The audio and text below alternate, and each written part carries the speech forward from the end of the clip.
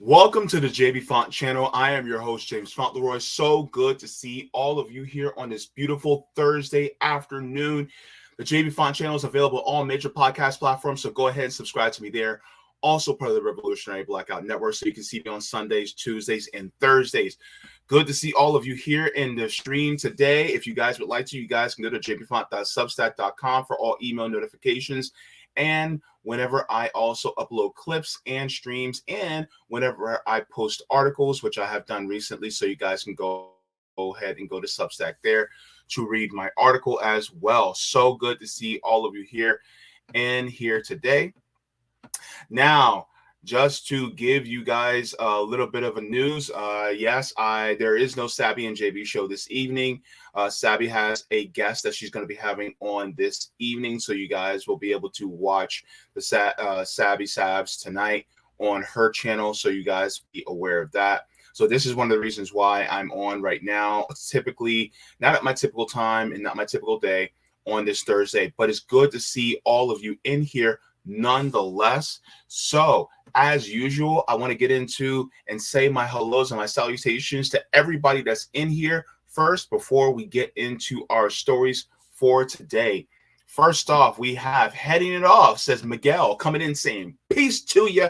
Good to see you, Miguel. We have Bryce Smith coming in saying, JB, solidarity. Good to see you. John Kemper, Blue Marvel, coming in. That's my nickname for you, bro. Blue Marvel. If you follow Marvel Comics, he's one of the most powerful Marvel heroes, and he is, from what I heard, he is amazing. So good to see you, John. It's been a while. Nice to have you back as well. So all the people who are watching on YouTube, Rumble, Rockfin, Twitter, Twitch, to all of you, hello. Sweary Fairy coming in hot saying, my loves. Good to see you, Sweary Fairy, in here as well. You are so welcome and beloved. Good to have you in here as well. Now, just to let you guys know, what are we going to be talking about today? There's going to be some interesting stories. So the primary story that we're talking about today is applauding Nazis. What in the world is going on in Canada? A lot of people have talked about it. I want to give my 2 cents on it. So we're going to be talking about that. Then 15 minutes. That's it. 15 minutes. What in the hell was Joe Biden doing? We're going to get into that because that's going to be a very interesting thing to talk about because, you know, I got some things to say about Jim Crow Joe. So we have some things to talk about. And then in our beginning story is going to be at risk. Your mom, your dad. This is going to be a very deep story. So let's get into it. So my mother is a baby boomer. And a lot of baby boomers get the tag of, well, you guys are boomers. You guys ruin everything. You guys ruin the economy, things like that. But it kind of goes without saying that it's not all boomers, right? Not all boomers, not all people who are of that age were part of the ruining of the economy. You kind of have to blame some of their parents and grandparents too, you know, because they are the predecessors to what has happened. Because of the system, because of capitalism, your mom and dad are at risk of being homeless.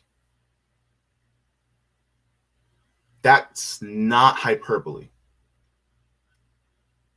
This is the reality of many of us Gen X and millennials right now. We are barely able to take care of ourselves, let alone our own parents.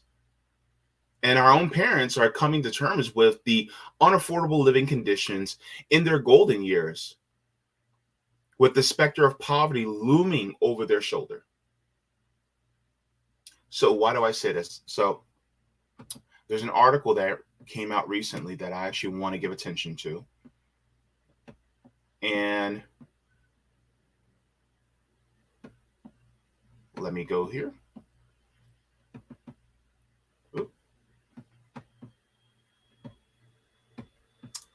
And this article came across my view.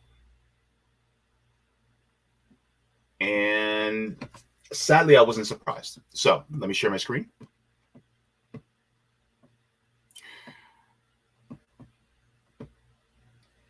So this is out of Yahoo Finance. It says, unconscionable. Baby boomers are becoming homeless at a rate not seen since the Great Depression. Here's what's driving this terrible trend. So, it says, many baby boomers across the country are now coming to terms with a hard reality that working for your entire adult life is no longer enough to guarantee you'll have a roof over your head in your later years. Thanks in part to a series of recessions, a high housing cost, and a shortage of affordable housing, older adults are now the fastest growing segment of America's homeless population, according to a report from the Wall Street Journal, based on data from the Department of Housing and Urban Development. It continues, says, quote, the fact that we are seeing elderly homelessness is something that we have not seen since the Great Depression. This is from the University of Pennsylvania social policy professor Dennis Colhane. Here's what has triggered some of the experts calling a silver tsunami and what they say needs to change to reverse the tide. It says baby boomers are increasingly becoming homeless. Dr. Margot Kuchel, a professor of medicine and director of the Center for Vulnerable Populations and Benioff Homelessness and Housing Initiative at the University of California, San Francisco, studies homelessness through a lens of its health impacts, and Kuchel's research shows that there's an escalating rate of homelessness among older Americans. In a 2020 article for the American Society on Aging, Kuchel wrote that all the homeless single adults in the early 1990s, 11 were aged 50 and older. By 2003, she says the percentage grew to 37%. So as we can see here, this is part of the risk that I was speaking about. It's the fact that you have all these people who are older that have saved. A lot of them, they worked the same job for 25, 30 years. They got their pensions. Remember those? Remember pensions? I remember when people who were training me when I was going to a magnet high school said, oh, well, you can get a nice pension plan or a 401k. But he was emphasizing pension plans. This is when I was 17 years old. This is when I was a senior. This is over 20 years ago. Yeah, I know it looked good. Over 20 years ago, he was saying, well, you can get a pension plan. And he basically explained what a pension plan was. And I was like, okay, that sounds great. So then I'll be set up for retirement if I start saving now, especially since I was going to school for culinary arts, commercial foods and culinary arts. And he told me that all I need to do is start saving now, and I can have a nice little nest egg by the time I'm 55, 60, and I could probably retire by the time I'm 60 and 65 from my career. And a lot of people who are boomers were even told that by the time they graduated around between 1965 to 1970-ish, a lot of boomers were told that. And they got jobs. And when they got those jobs, they got those pension plans, and they were told, stick with the job. No matter how hard it gets, stick with it. And then by the time you hit 65, if you stick with the same company, you'll be good. And a lot of them did that. Some of boomers didn't fare as well. like my mother, right? But they thought, well, I should be okay because I'll get that and my Social Security check. Until they realized that the rich kept getting richer. And that money that you saved up just ain't cutting it. So let's continue.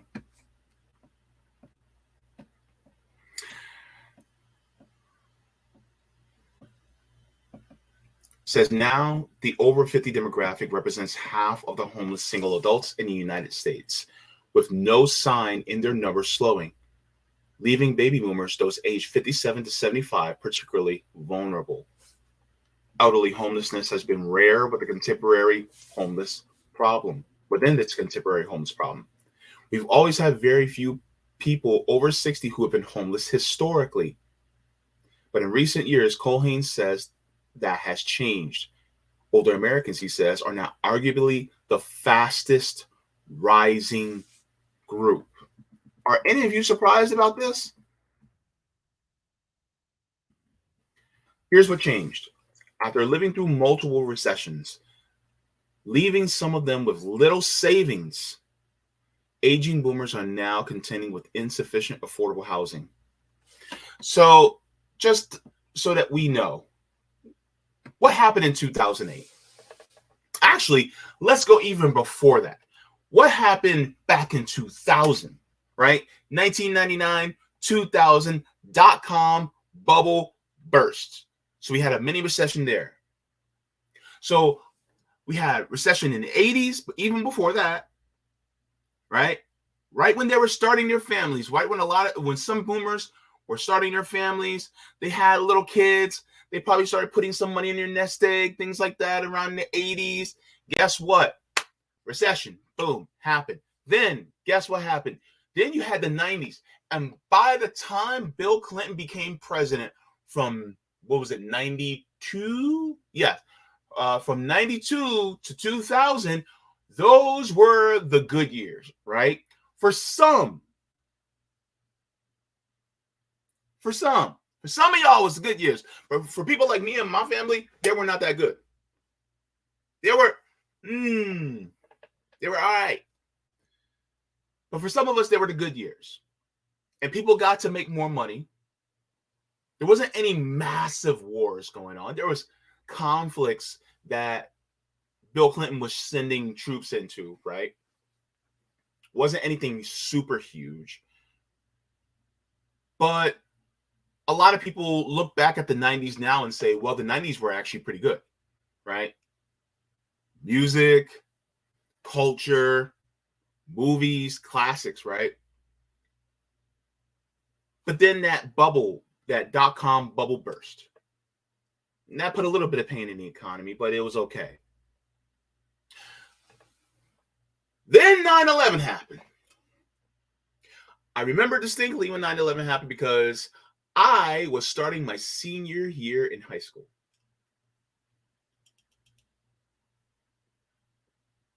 Then the wars.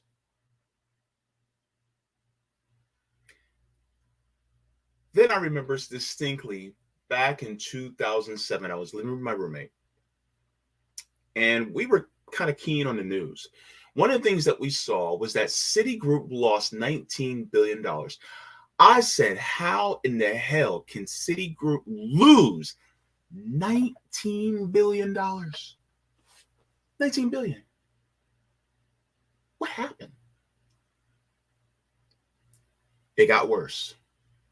Hank Paulson came on the news,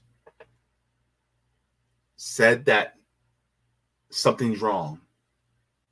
Remember Hank Paulson? It sounded like this. Brother his homeboy sounded like he needed a lozenge. But anywho, so that's what happened. And then the crisis happened. 777 points. Stock market tanked.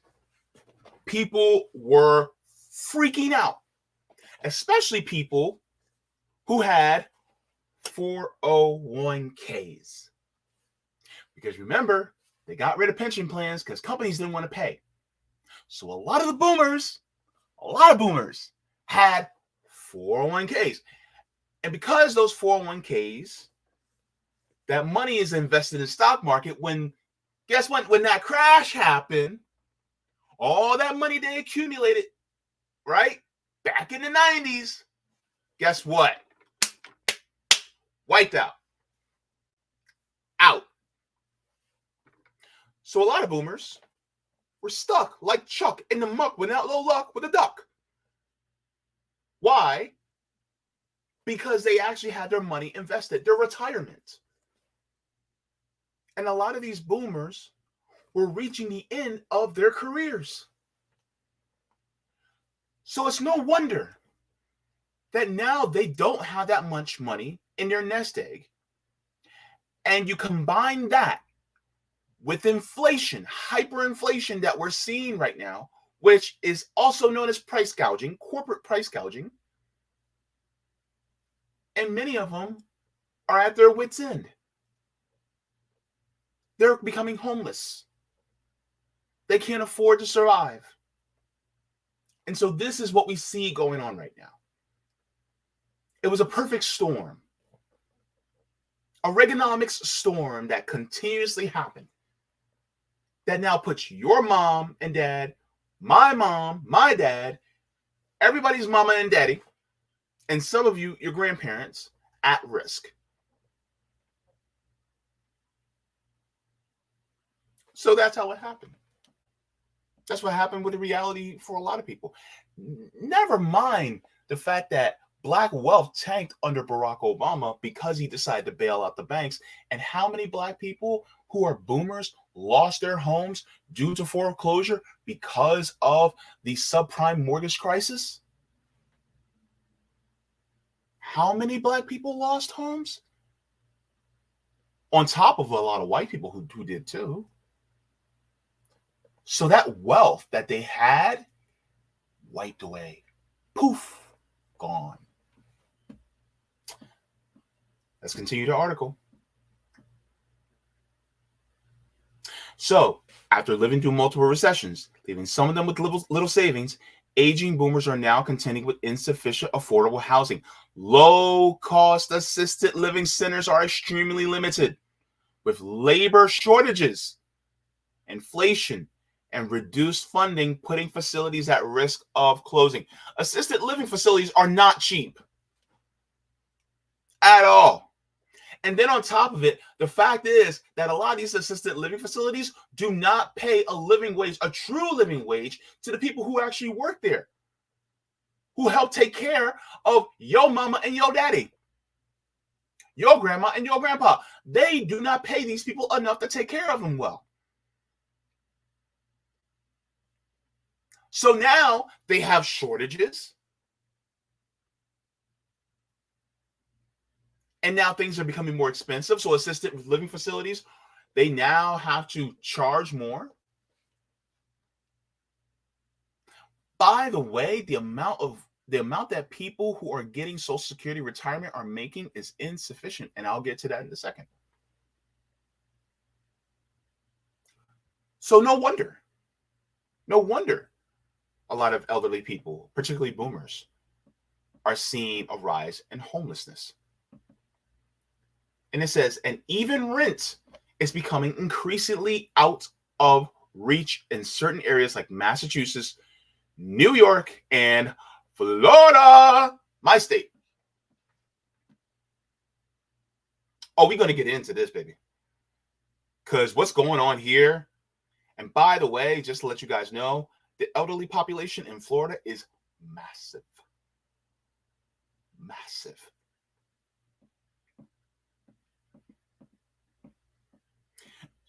Excuse me.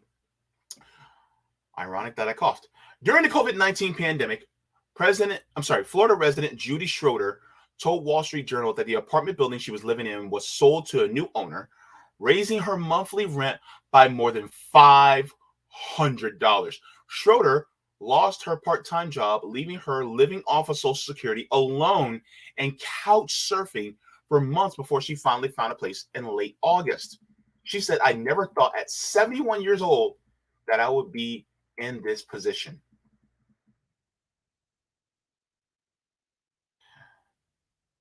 It says researchers at UCSF told Wall Street Journal about half the homeless older adults in places like Oakland, California, and New York become unhoused for the first time in after their 50th birthday. And wait, hold on. Imagine that. You worked your entire life, and then you reach your 50th birthday, and you think you did okay. You did all the things you were supposed to do, right? But then after 50, you find that things are becoming very difficult for you financially. You're noticing the squeeze happening around you. And then you become homeless?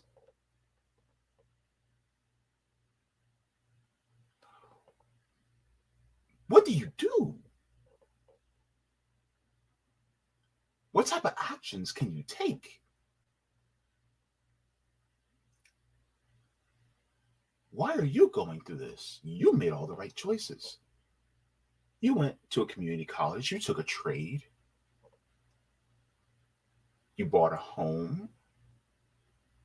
Some of you.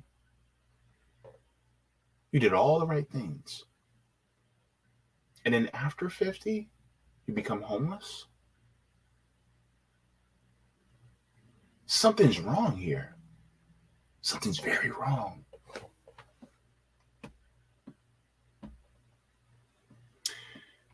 It says these individuals pointed to a major event like the death of a spouse or a medical emergency as the trigger.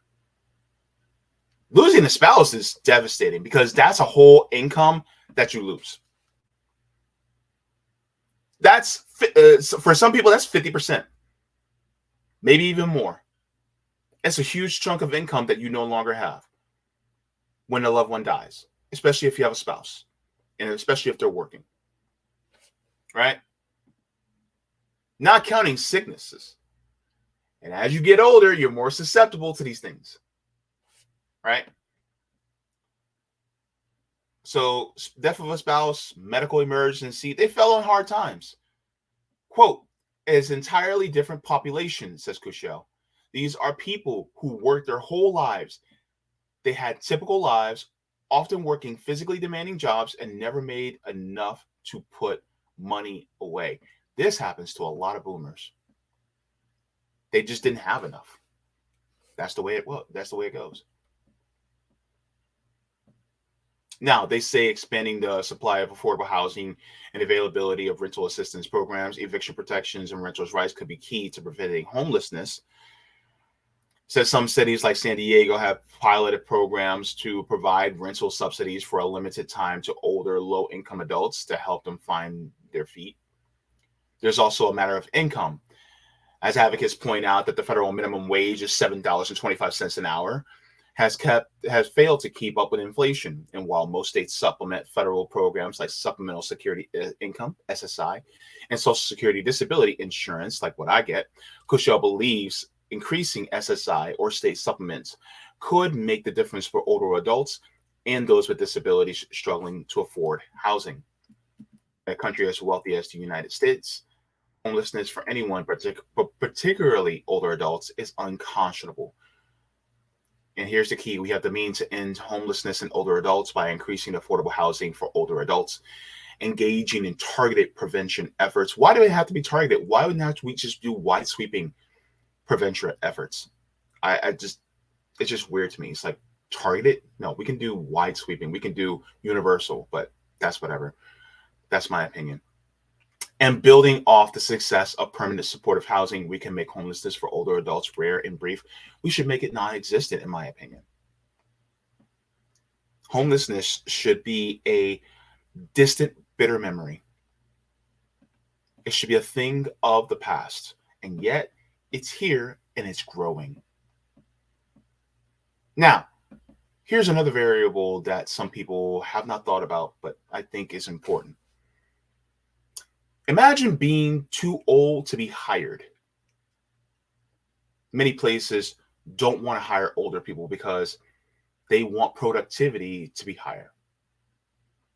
And now you're older, but you can't afford to live in a particular pace because the money you saved, even if you manage to save anything at all, has dwindled quicker than you expected because of inflation, also called corporate price gouging. So let me share with you guys the average monthly benefits to elderly people who are in Social Security. Now, what do you think the average monthly income is without looking it up? Just go ahead and put it in the chat. What do you think? Average monthly income. Is it 4,000, 3,500, 3,000, 2,500? What do you think? How much? Per month, by the way, per month. So Purple Philosophy says 28,000, which give or take,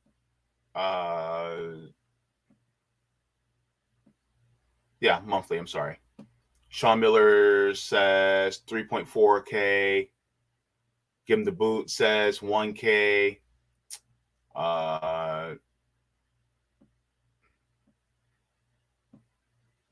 Now, let me share.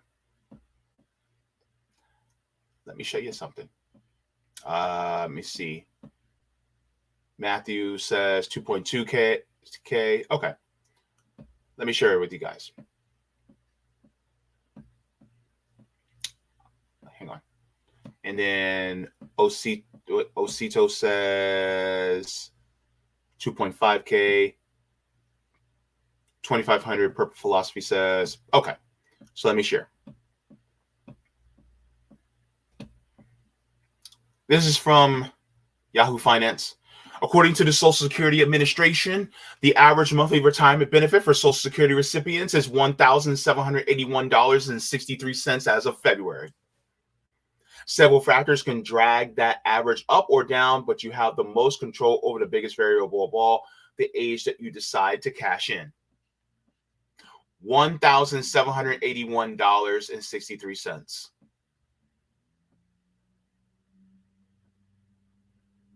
So, most of you were off by about $1,000 per month. And these are elderly people. So is it any wonder at all that your mama and daddy and my mama and daddy and everybody's mama and daddy that are boomers are feeling the pinch now? Especially a lot of them that either don't get a pension or get very small pensions, or those of them that did have a significant 401k, but it got wiped out by multiple recessions over the last 30 years. Any wonder?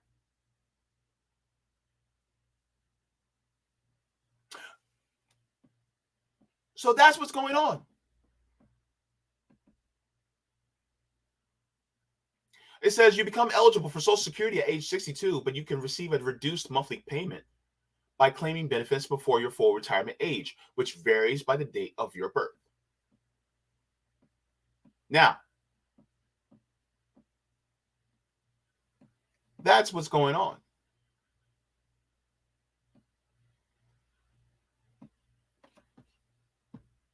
But what if you don't own a home? Like I said, in 2008, a lot of people, especially a lot of boomers, they lost their homes during the subprime mortgage housing crisis, or they lost their jobs and they couldn't afford their home, so they went into foreclosure. So what happened? What happens to those who they have to rent now? Well, I've shared this before and I'll share it again. Those of you who rent, y'all know exactly what time it is. And we're going to go there. So, let's start in Florida, right? Very high elderly population. A lot of older people move here to Florida, right?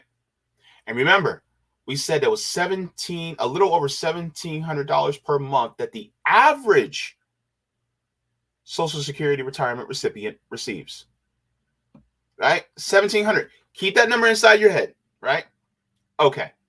So here is out of reach. In Florida, you need to make $30.59 per hour. It's number 11 in the highest cost of living in the country, right? But I want to direct your attention to this graph way in the corner, right here in the corner, right? So let me see if I can, boom. All right. 2-bedroom. In order to afford a 2-bedroom, you need to make $1,951 per month in Florida to afford a 2-bedroom. I'm sorry, the average 2-bedroom cost, is $1,591. Remember what I said? The average Social Security check is $1,700. If they want a 2-bedroom, they have to pay $1,500 alone. If you get a 1-bedroom, that's $1,312 per month. That leaves you with about $400 or so for food, utilities, transportation, medical care. Because by the way, if you're elderly and you get Medicare or you get Medicaid, you also have to pay. Medicare only pays 80%. Medicare does not pay 100% of your medical costs. So you are also stuck with that 20%. And when you're older, you're constantly going to the doctor. Also, never mind medications. And it's very difficult, especially if you're elderly, if you have to take public transportation. So you kind of need a car, especially in Florida. So looking at this, can you see why? Can you see why a lot of them can't afford to live? Also, let me see. Man, this thing is, can I put this thing away? Okay. It says rent affordable at 30% of annual, I don't know what AMI stands for. Sorry about that. Rent affordable to an SSI recipient, $274.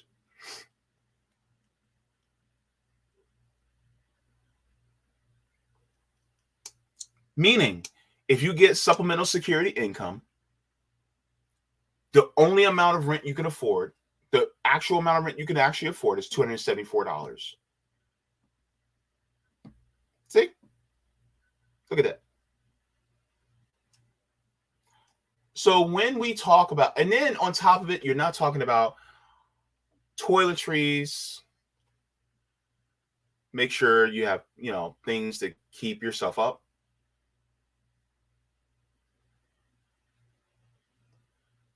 So yes, this is one of the reasons why. Let's go to a different state, right? We can go to a different one.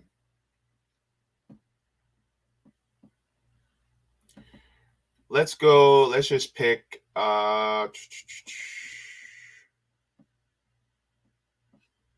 New Jersey. Number 7. Right? You have to make, so typical 2-bedroom in New Jersey, $1,742. Typical 1-bedroom is $1,448 a month.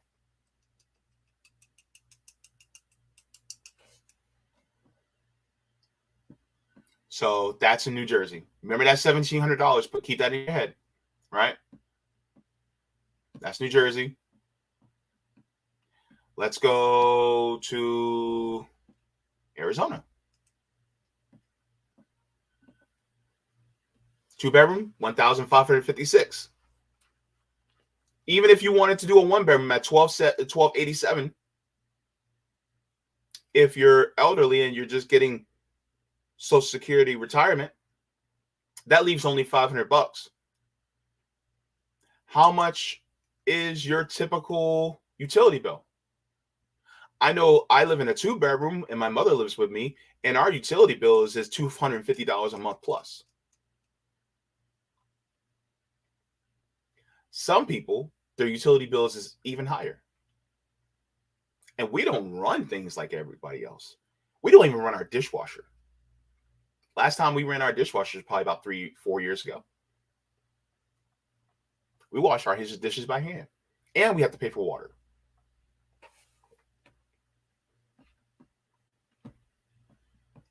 And let me do one more.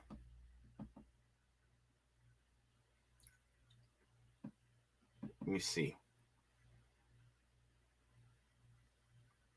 Let's go West Coast.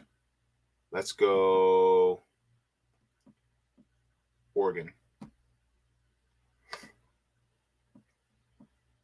So in Oregon,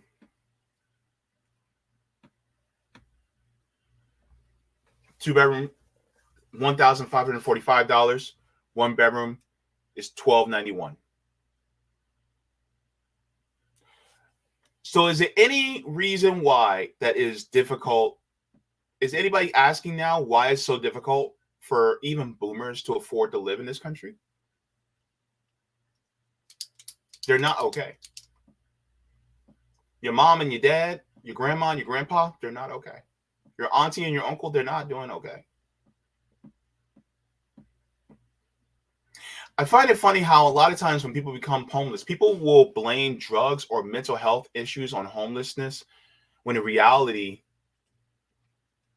they may even be doing drugs because they're housing insecure or homeless. But even still, that's no reason for them to be homeless, to just say, oh, you should still be homeless. And by the way, that's not the reality for probably most people who are homeless. Fact is that their mental health is worse because they're homeless. I'm going to share this tweet by Professor Anthony Zinkus, because I think this needs to be harped on, because a lot of people do not think about this. And a lot of people don't regard this, because I think that you have some people who judge, right? They judge pretty harshly. Let me enlarge this so everybody can see. Professor Anthony Zinkus says people aren't homeless because they do drugs. People do drugs because they're homeless.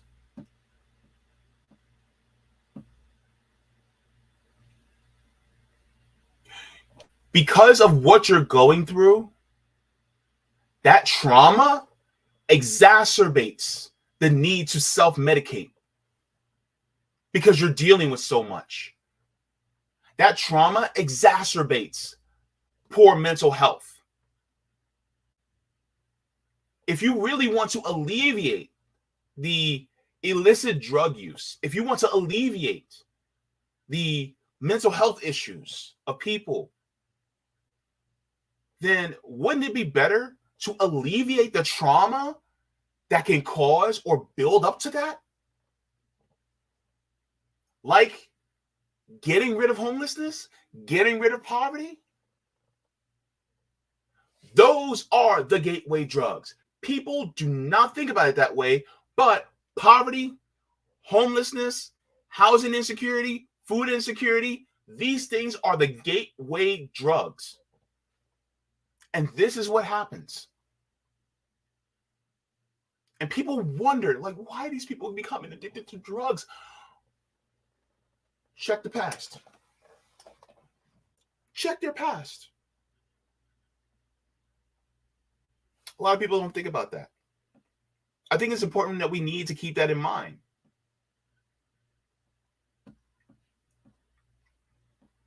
I have a video that I'm going to share. I hope I don't get a copyright claim on this. But you never know, because, you know, these people they'll claim anything these days. But I want to go to this video. And it's going to be heartbreaking. But this is necessary because people need to see the human aspect of homelessness, especially among our elderly population. Let's go. New research shows the number of people 65 and older experiencing homelessness will triple by 2030. And Keitha Nelson is on your side tonight, digging deeper into what experts call the crisis of age. Homelessness is a scary situation for anyone to even imagine. This age group, 55 plus baby boomers, they have additional concerns. Some have health or mobility problems emergency shelters are not equipped to handle. And they occupy two of the riskiest categories for heat-related illness, being older and unhoused. But an expert in the field tells me there is hope and this problem can be solved. We took our cameras inside of Jim Paris's car. For 2.5 years, he called this space home. You know, I'm glad I have the car, but every time I get in it, it brings me back there. And it's not good. From the outside looking in, homelessness for many of us seems like a them problem. I want you guys to take a close look at those camps. Now, when I did mutual aid with the RBN mutual aid chapter here in Orlando last weekend, we came across a camp similar to this. I can't tell you how many people who were boomers that I encountered while I was out there giving away care packages.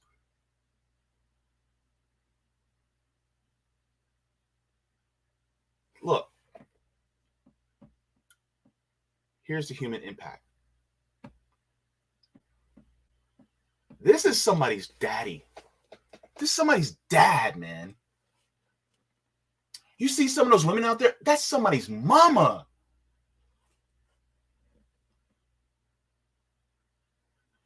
That's somebody's auntie. That's somebody's grandma, grandpa. And the fact is, they're going through this. And you know what the really horrible part about it is? A lot of us Gen X and millennials and Gen Z, we can't even help our own parents because we can barely take care of us. We can't even take care of ourselves. Because price gouging up the yin yang from these corporate dictators constantly. A lot of us don't even have cars. How many millennials have cars anymore? Some of us don't even have that. We're working 2, 3, and 4 jobs just to be able to live. And we're sitting here with our hearts broken because our moms and dads and grandmas and grandpas are either at risk of becoming homeless or they're homeless already. And becoming older with your health failing, think about how much stress that is on your mind and heart. On top of also your health failing because of age. You don't think that exacerbates that? That exacerbates, that intensifies what they're going through on top of getting older.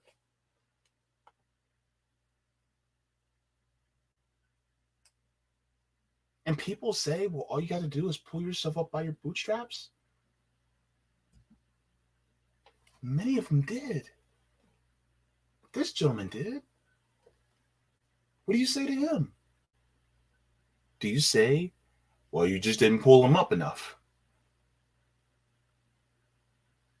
What kind of sick person says that? Let's continue. It gets deeper.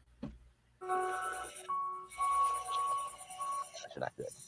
From the outside looking in, homelessness for many of us seems like a them problem, like it could never happen to us. I used to see homeless people and I would think, good God, you know, I could never be there, but, you know, it wouldn't take much to make it happen. And then it happened. Paris was You are further from homelessness. Most of us are closer to homelessness than anyone. Like a Harlan Crow, a Jeff Bezos, or a Mortimer Buckley. And those people are billionaires. A millionaire is closer to homelessness than a billionaire. All of you who are making six figures, you're one sickness, one tragedy away from being where they're at. Some of us have already been where they were. I have. I know what it's like to be homeless as a child and an adult. My mom knows what it's like to be homeless.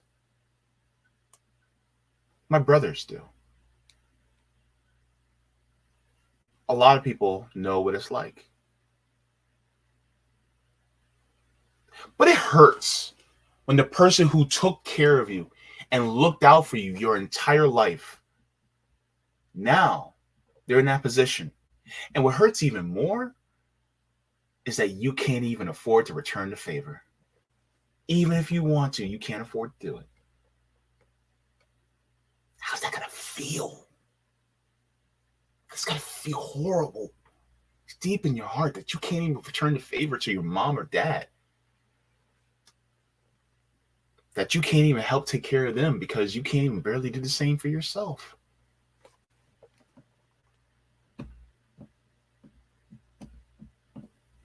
a part of a group quickly becoming the largest portion of our nation's homeless population. He's a baby boomer. The largest group remains those who are 18 to 45, but the fastest growing percentage population is 55 and older. And Dawn Gilman says it's moving into 65 and older. She runs Changing Homelessness. A recent survey of the homeless population in Duval, Nassau, and Clay counties shows the number of people 55 and older increased by 6% in just 6 months.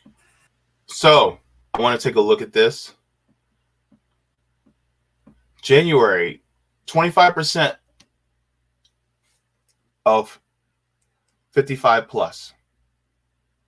And in July, 31% of homeless people are over 55. Horrible, horrible. In just 6 months. I went from owning my own company for 7 years. I worked on access control. Life, he says, led to other jobs not making quite enough to get by. I didn't have enough money to put a down payment on an apartment or anything, and I resorted to living on the streets.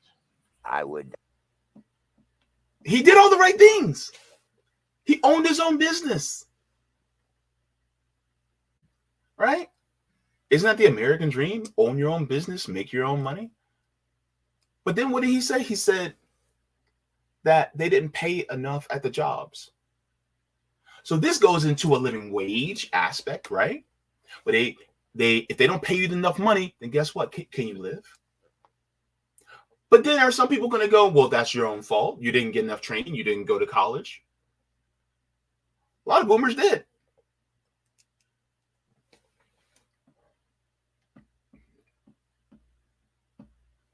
I would use the restroom facilities at the park, which of course didn't have any showers, but I was able to clean up, wash up in the sinks, and use the restroom facilities. Confined physically and mentally, health problems crept in, along with depression. You know, the worst case scenario, of course, is suicide. And anytime any slight thought of that would creep into my head, all I had to do was think of my daughter. I could never do that to her. Reflecting on a different time in his life. I mentioned to you that I had my own company for 7 years, and the reason I did that was to be able to spend more time with my daughter. We all need something or someone to help us out. For Jim Paris, it was his daughter and changing homelessness. The agency.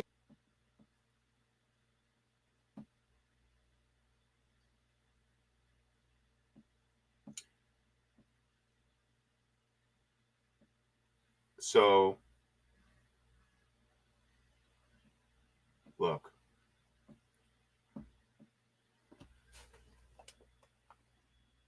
like I said, when we were doing mutual aid last weekend, many people that we encountered were boomers.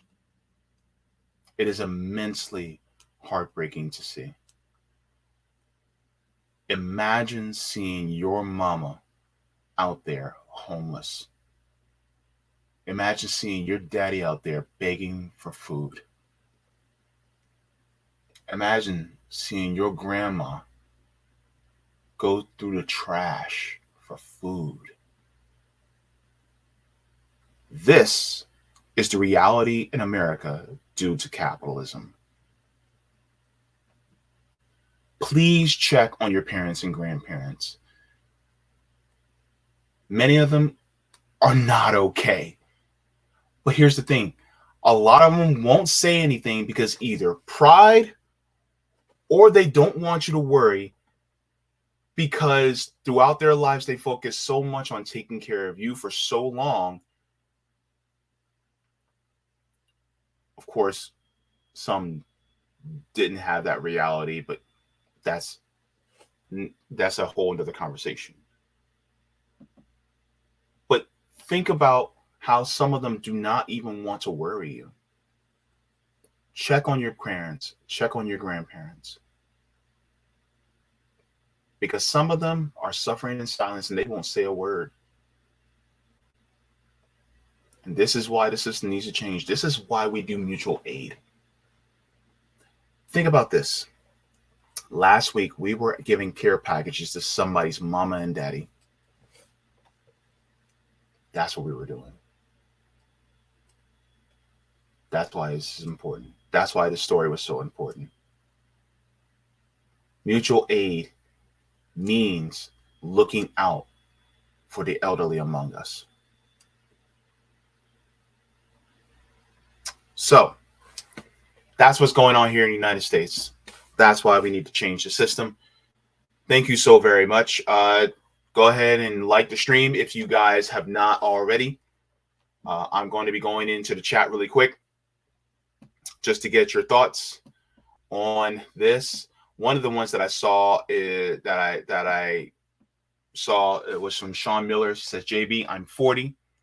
I applied for a job at a grocery store. They told me I was overqualified. And that's what happens. A lot of times they'll say, well, sorry, you're overqualified, meaning that you have too much experience. That means that we will have to pay you commensurate with the experience that you have. And we don't want to pay that much. That's what that means. That's what they'll do.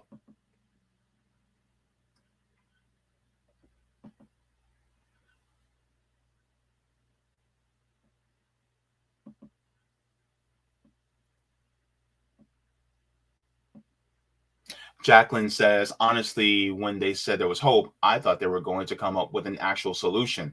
Should have known better. A car or a tent is not a suitable permanent home. No. And they were talking about how they have a program where they help, elderly people get into homes, which is also part of that video, which is also linked in the description. But the thing is that the ultimate way to make sure that people are housed is just give them housing. It's really, and the funny thing, a lot of people were like, it's not that simple. Actually, it is. It really is that simple. The thing is that it's a matter of will. But some people just don't want to do it.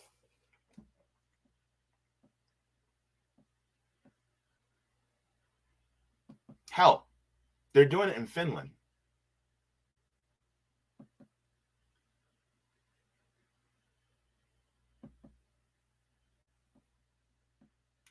Purple Philosophy says, thank you, JB. That's right. That's why we need to help each other. Once we help each other as a community, we can expand and have further outreach. I agree. Thank you very much. Sorry, Kill Your Grigors.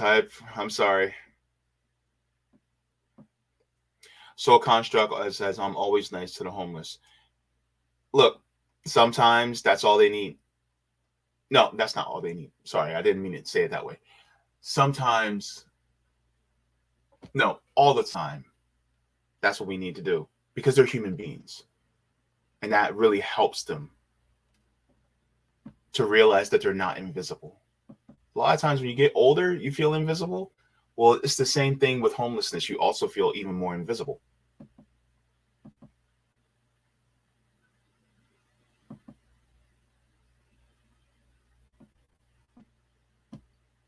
Lucy Sisson says it's a coping mechanism. I think you're referring to drug use. Yes.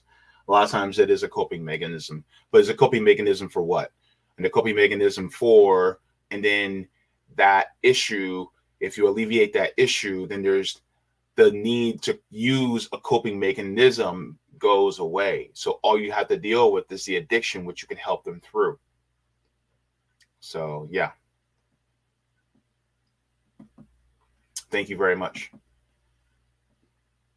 Gamer for Life says capitalism needs to be abolished. I completely agree with you. And so does John.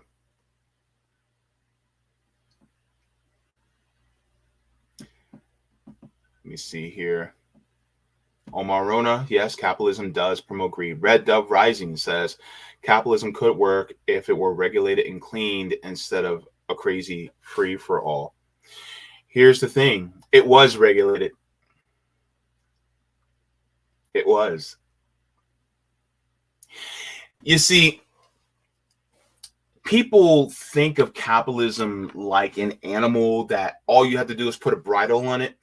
And then if you put a bridle on it and you control it, then it can take you where you need to go. When in reality, capitalism is more like a cancer. Who tries to regulate a tumor? Regulating the tumor is just keeping the cancer there. In reality, the tumor needs to be eradicated in order for it to stop. Because the thing is, what does a tumor do? It grows and it grows and it grows until it finally consumes the host. That's what a tumor does. That's what its prime directive is. It's the same thing with capitalism. Capitalism needs infinite growth on a planet with finite resources. So you can try to put all the bridles on it you want, but guess what the capitalists are going to do? They're going to make sure that those bridles are taken away so they can continue to keep growing. This is exactly how and why capitalism operates the way it operates. Capitalists will do whatever they can to take control of a government, which is a means the state will try to, when the state actually pays attention and actually obeys the will of the people, it will try to put bridles on the capitalists. But what happens is the capitalists, they buy the state. And when they buy the state, guess what they do? They get rid of those bridles. And so they can run as wild as they want. And so then what happens? They buck and buck until you fall off. And that's what capitalists do. Because they don't want regulation. They don't want bridles put on. And we can try to do it by means of the government, but guess what? They take hold of the government again. So the system of capitalism in itself is a cancer. Because even when you try to put bridles on it, even when you try to hold on to that steering wheel, it takes control anyway. We've tried. Every single labor law that you've seen has been a bridle that has been tried and tested to be put on capitalism. And guess what? Now, our productivity rose over 200% over the last 40 years. Guess what? Our pay has not rose in a commensurate rate. We got rid of child labor laws back when the New Deal was in place. But guess what? Child labor's back in full swing again.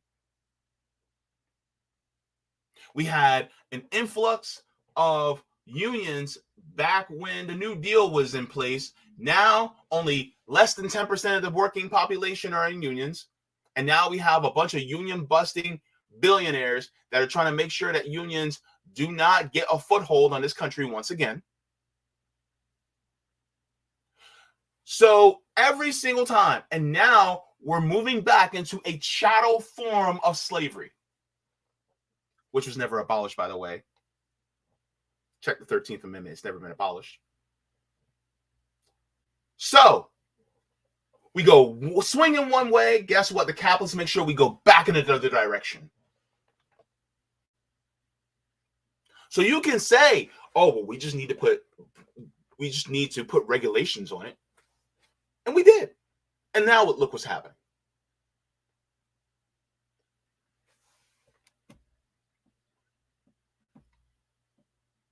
So yes. Now, like I said before, if you guys have not, please make sure to like the stream. And also, I just want to give a quick shout out to the patrons on Patreon, as well as Coffee. Without you guys and members, without you guys, I would not be able to do this work. So if you guys like to, you guys can always go to patreon.com/jbfont, and you guys can go to there and you guys can become members and support the channel. And just to let you guys know, I want to give a shout out to a new patron, Justice. Thank you so very much for becoming a patron and supporting the channel. Without you guys, I would not be able to do this. So thank you so very much. And I also have different tiers on my Patreon. If the actual patreon.com will actually work. For some reason, things are going by very slow. But I'll get to those tiers a little bit later. But thank you so very much to Justice for becoming a member. Y'all know what to do. Okay, so what else are we going to be talking about? Now we're going to get into the 15 minutes of fame. Oh, no, Joe. 15 minutes. Now, Joe Biden done messed up.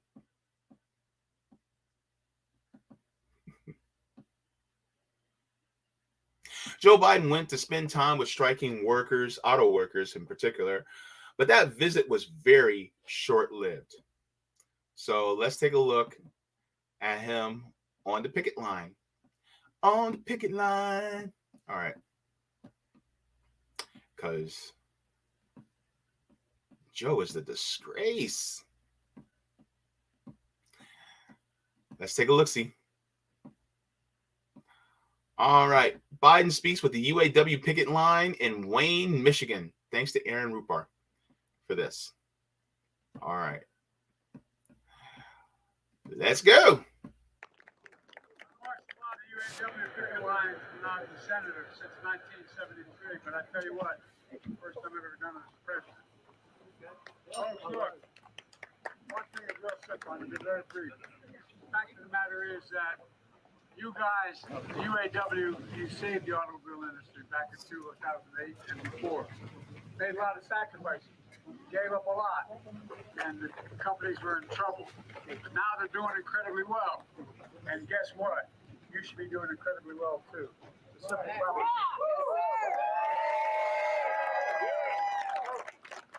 Stick with it. If you deserve the significant raise you need and other benefits. Let's get it. Let's get back what we lost, okay? First of all, let's say something right here. He's talking a good game. But what you and I both know. You and I, we know. Right? If you know, you know. He talks a good game, right? But I'll get to it in a second. You guys know. You know. Okay, I'll get to it in a second. But he talks a good game. But we know what's up. Let's continue. It's about time to step up for us. Now, there's a guy I know you don't know here, but I brought him along anyway. Sean Payne, your president. All right, so here we go. So here he is. He's with the auto workers, taking pictures, hugging black women, right? Then here's Sean Payne thanking the press, saying, "Thank you, Mr. President." Let's go. And so today I just want to take a moment to stand with all of you, with our president, and say thank you to the president. Thank you, Mr. President, for coming.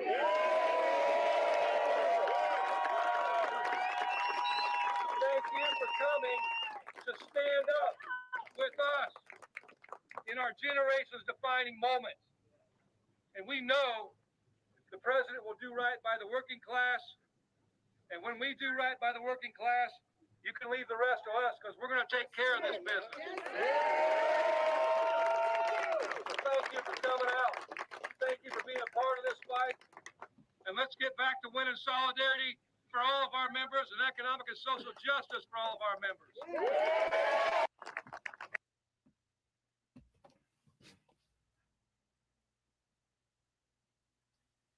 You know exactly what I'm thinking, don't you? You know.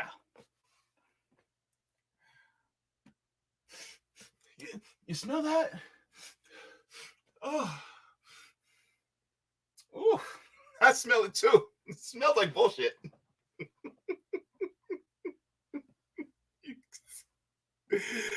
Oh, Joe. That was cute. All right. So, as we see, the corporate media is now propping Biden up as a pro-worker president. You can't make this stuff up.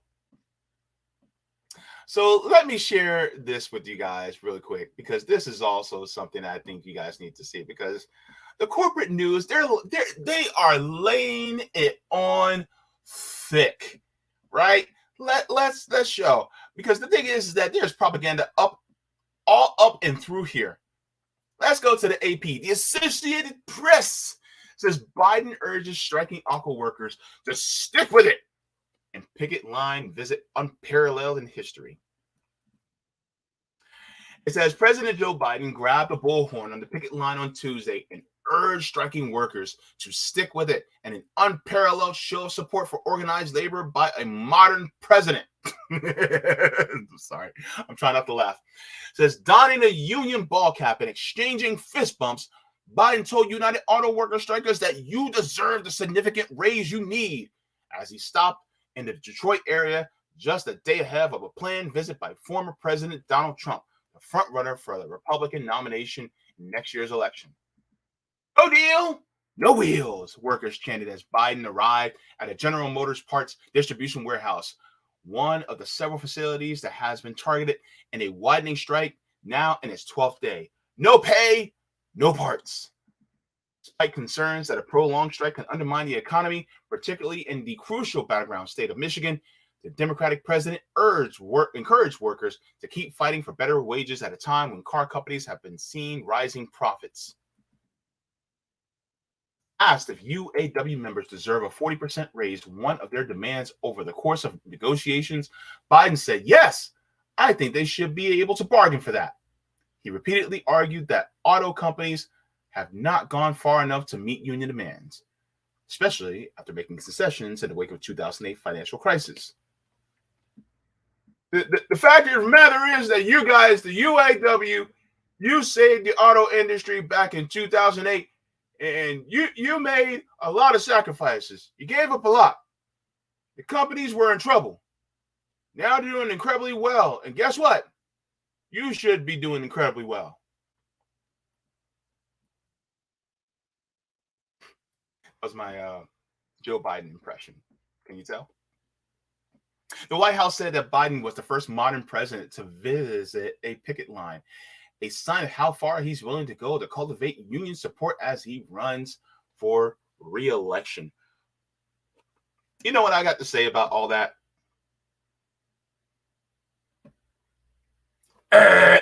He ain't about no solidarity. That's so much BS that I was stuttering for a second. He ain't about that solidarity. If he was actually about that solidarity, then look, the railroad I can't talk. The railroad workers would like a word with Joe Biden about solidarity, because guess what? They ain't see no solidarity. They ain't see jack squat. They ain't see, in the words of Kyle Kalinske, they ain't see Dickie McGee's axe. So people want to talk about, oh, well, he's expressing solidarity because he's the first president that actually went to a picket line in a generation. Oh my God, he went there to a picket line. He put on a cap. Look, y'all know.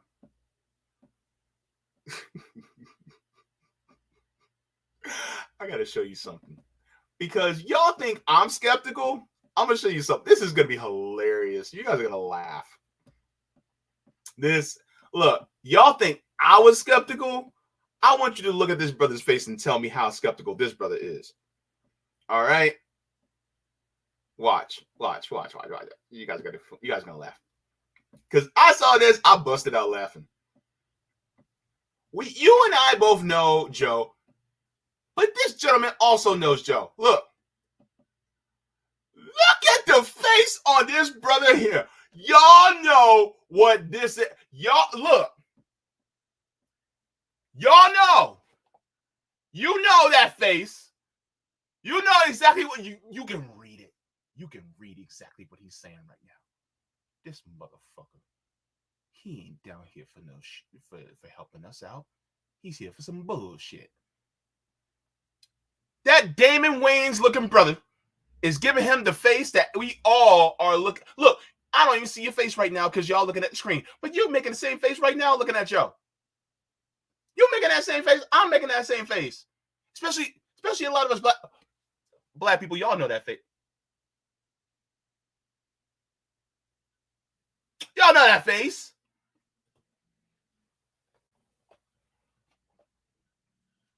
That's the you got me fucked all the way up face. That's what that is.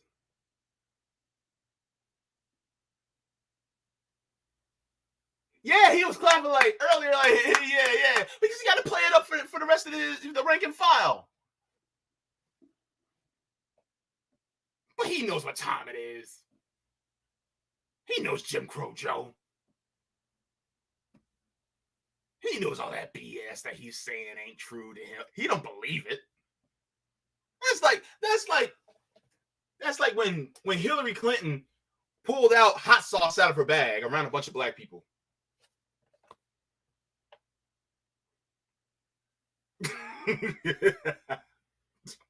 You know, that's that Donald Trump eating a taco salad saying happy Cinco de Mayo type shit. Y'all didn't remember until I told you about it, did you? It's so stupid. These politicians. Look, they're a one-trick pony, right? That's exactly what they are. By the way, Biden was only there for 15 minutes. 15 minutes. Let's take a look. Because 15 minutes. That's all his brain can handle with 15 minutes. Any reason why he was there for a very short period of time? This is hilarious. Let's go. 15 minutes of fame, Biden. 15 minutes of solidarity. That was basically all it was. All right, so where I need to go? 219. Okay.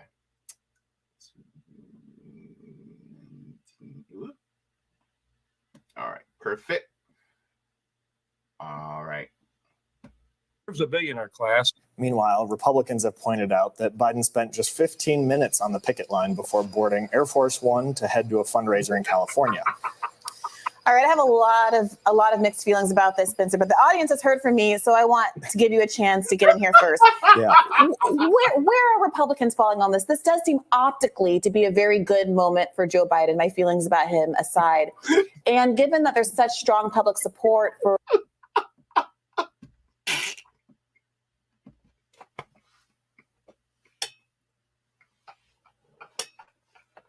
He can only stand on the picket line for 15 minutes. He's such a fraud. He's such a fraud. 15 minutes. Like, hey, I'm with you guys, and we're going to make sure that you guys get what you need on this picket line.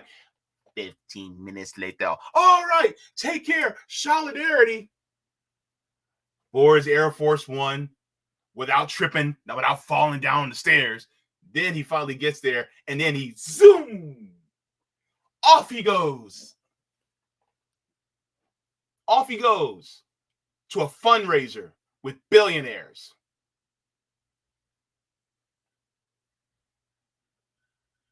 So whenever people go, well, Joe Biden, he stands with the workers. Yeah, for only 15 minutes.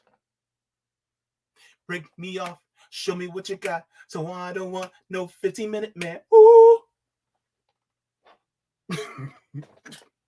That's it. We'll see starts 15 minutes until he forgets where he is. Yep. He's looking for the ice cream. Joe, they got ice cream over here. Okay, I'm gonna get over there and get some ice cream. Solidarity with the workers.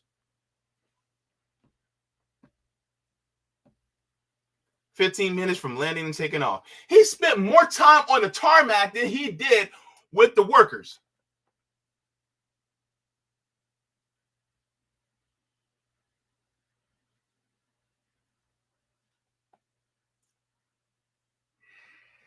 Look, I spent more time with y'all than Joe Biden did with the workers. Wait. It's so oh, gosh. Oh, my gosh. And people think, like, people take him seriously? You got people like Harry Sisson talking about, oh, my God, he's the most progressive president? He's my God. And I find it ironic that the union president, Sean Fain, he has some things to say about CEOs. And yet, he's next to a CEO lapdog saying all these things. Let's check it out. This is a cruel irony. I wouldn't have let Joe Biden up on that stage for nothing. I would have said, no, he's not allowed. I would have told Secret Service he's not allowed up here. No. Here's what Sean said. These CEOs sit in their offices. They sit in meetings. They make decisions. But we make the product. They think they own the world, but we make it run. The CEOs think the future belongs to them. Today belongs to the auto workers and the working class. Those CEOs that Sean Fain is talking about were the ones that Joe Biden left y'all asses to go get some money from for his campaign. What are you talking about, Sean? Wait. You let this handsy, hair-sniffing grandpa, you allowed him to take part in your picket line for 15 minutes of fame And then you want to talk about billionaires, and you want to talk about CEOs?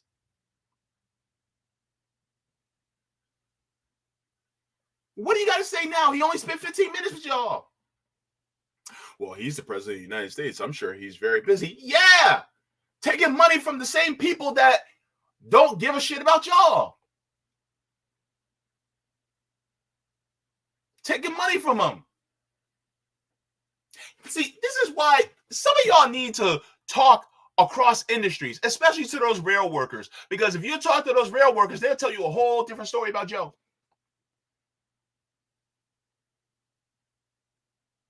And don't get me wrong, Trump ain't no better. But here's the thing. You know all this stuff because in that other part of the Rising report, they talked about how Sean Fain was actually talking to Wolf Blitzer about how horrible Trump is when it comes to unions. And Trump is horrible when it comes to unions and workers. Trump is not on the side of the workers either. But the thing is, Sean Fain knows all this about Trump, but he doesn't know all that about Biden.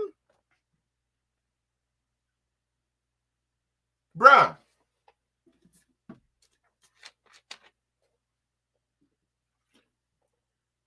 Stop sipping the Kool-Aid, bruh. The Democrats are not on your side either.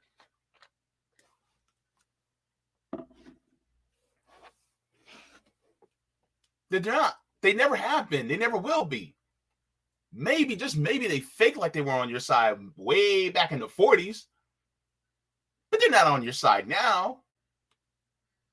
And knowing what you know about Joe Biden, and don't let the NLRB be some huge godsend, because it's not. Because if that was the case, then he wouldn't have stood in the way of the railroad workers. But he did. That's important.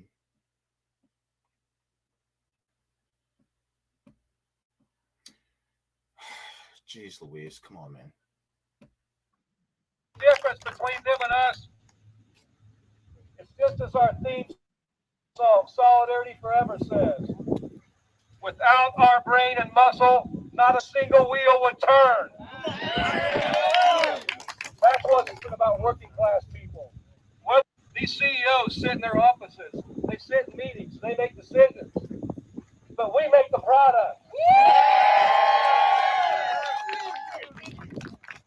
They think they own the world, but we make it run. The CEOs think the future belongs to them.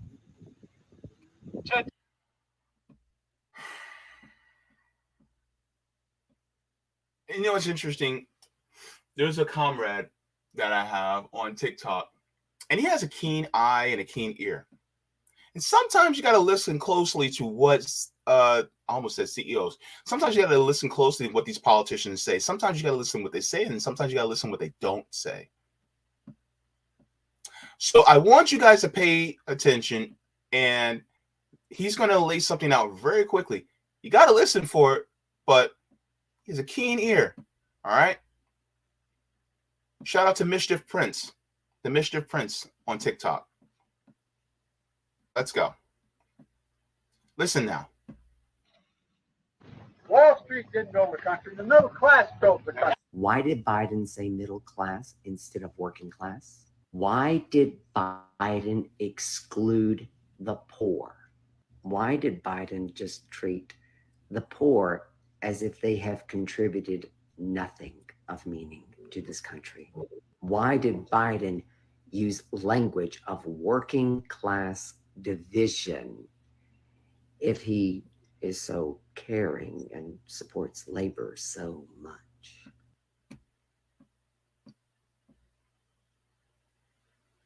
Because he didn't say working class, he said middle class.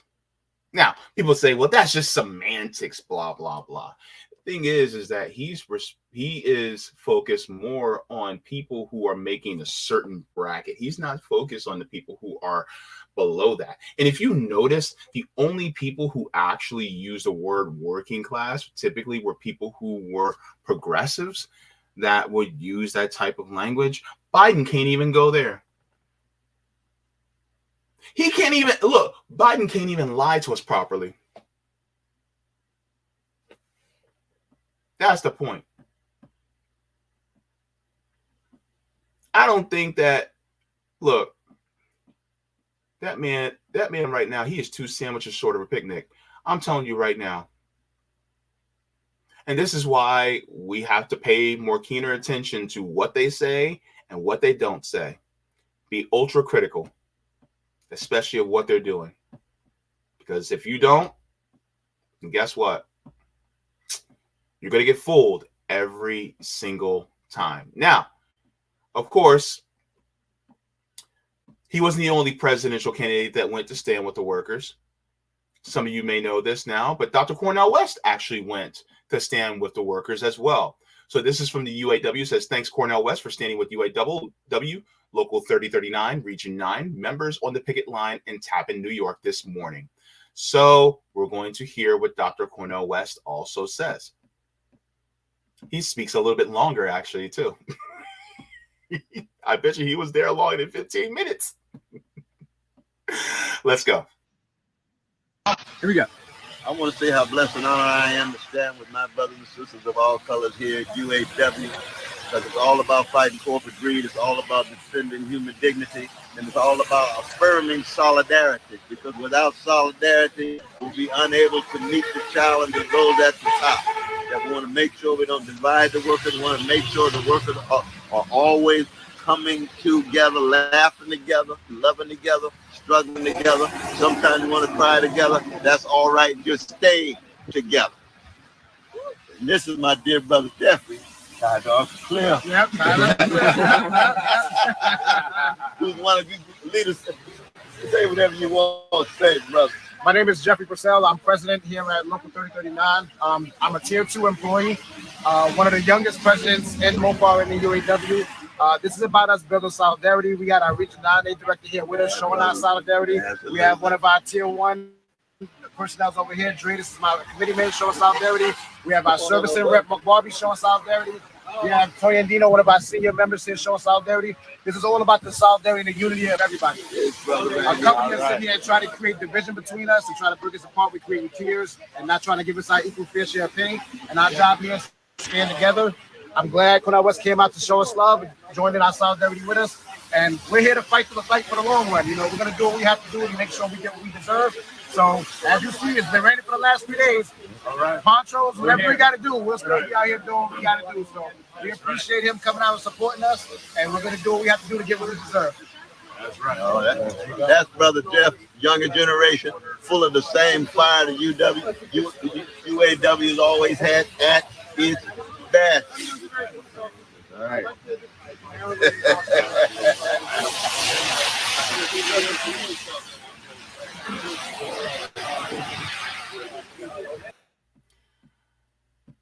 Something I noticed actually about Dr. West being out there was it wasn't some huge brouhaha of workers at a plant, right?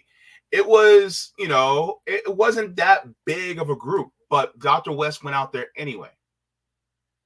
Would Biden have went out to a crowd that size?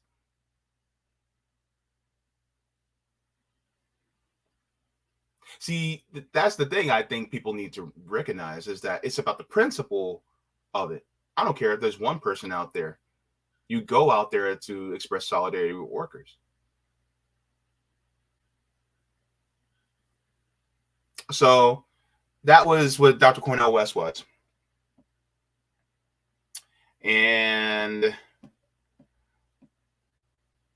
so I think something that was mentioned was that Biden wasn't going to go out there to support the workers until Dr. Cornel West was the first one that goes, yeah, I'm going out there to support the workers. Then Biden was like, oh, ooh, okay, I should go out there. Because people like Dr. West going out there is important. So, yeah. Now, one of the things that I should make abundantly clear is that if Biden really cared about helping workers, then he would go after union busting CEOs like Elon Musk. But he won't do that. He can't not. He shan't not do such a thing. Oh, I can't go after them. They made their money the right way. Did they? No. But he would go after them. This is out of More Perfect Union. It says union buster Elon Musk thinks billionaires like himself deserve record profits and huge raises, but that workers getting a raise would bankrupt companies and cause inflation.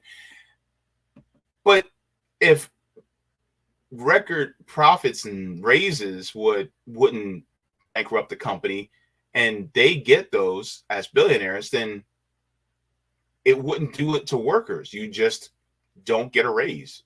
You're already a billionaire. This is a pic that was taken.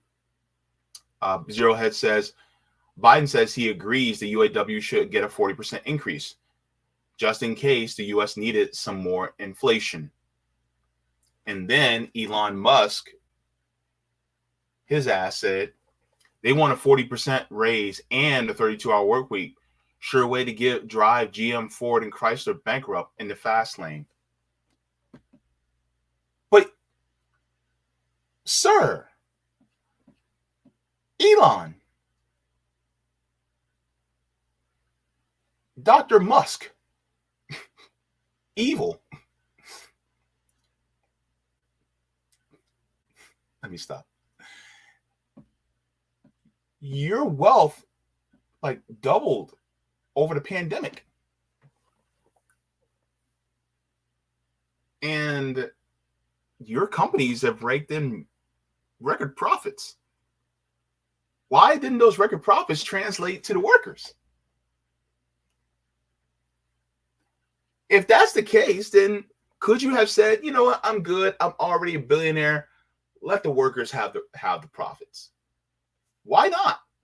Why not just give it to them instead? Oh, right. Because screw them. That's why, right? They don't deserve it, right? Is that what it is, Elon? Let me show you guys something,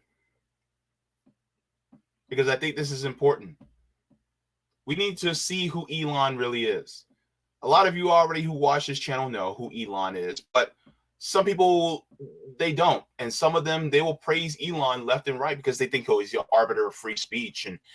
And he's an arbiter of, trying to make, innovation, things like that. But no, he's not. This is from NPR. Elon Musk dares United Auto Workers to try to unionize Tesla. Says Tesla CEO Elon Musk, a vocal union opponent, is now inviting the United Auto Workers to organize a company in an attempt to goad the labor union.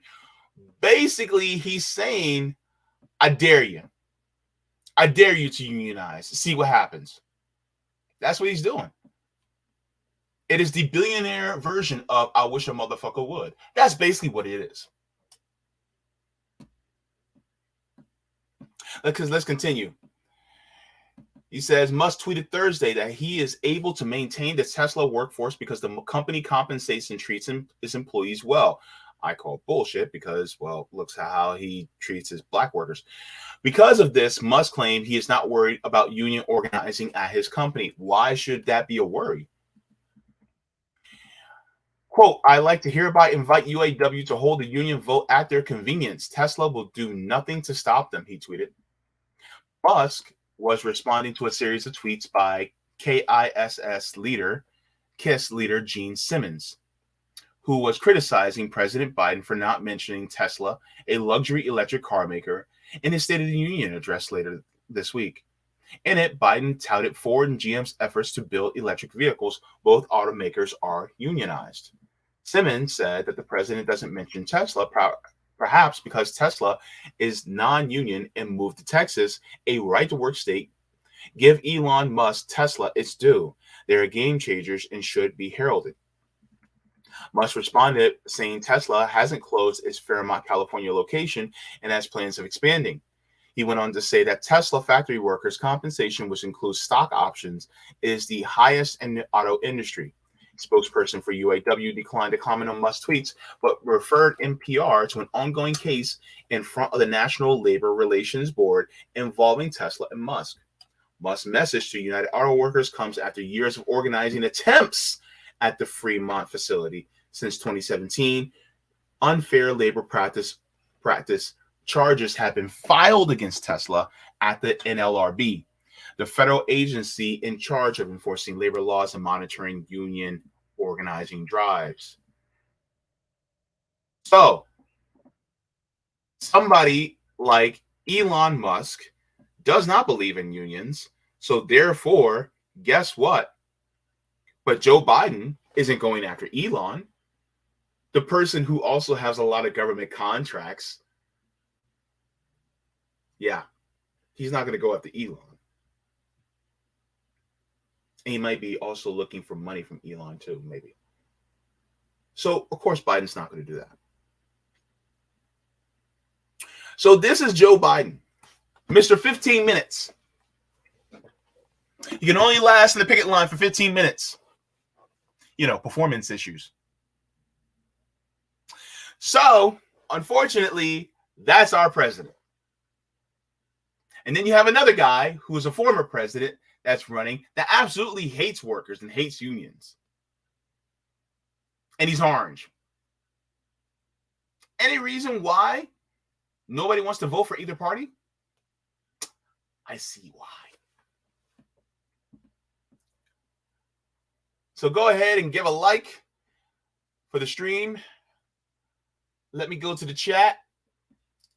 Talk to my peeps. All right. Oop. There we go.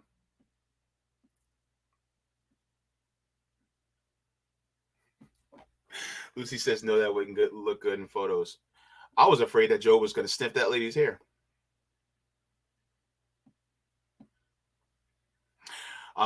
Eccentric Cast says, West has always been for the people. Thank you very much. Let's see. You guys got some words for Elon.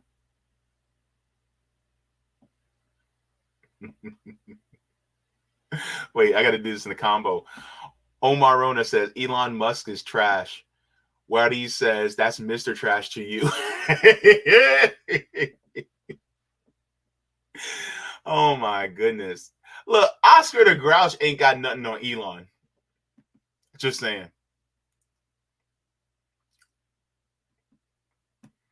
The Quantum Alchemist says, oh, by the way, the Tesla cars are crap. I tried to warn you. There was a video of a dude who got trapped in his Tesla because somehow the power died, the battery died, and he couldn't get out of his car. He literally had to call 911, and they had to break the glass, the window, in order to get him out. He said, break the glass. I'm getting claustrophobic. I need to get out of here. Lou says, technically, inflation is just an expansion of the money supply, so this is increased oligarchical largesse still counts as inflation. Thank you very much, Luz. Good to see you. All right.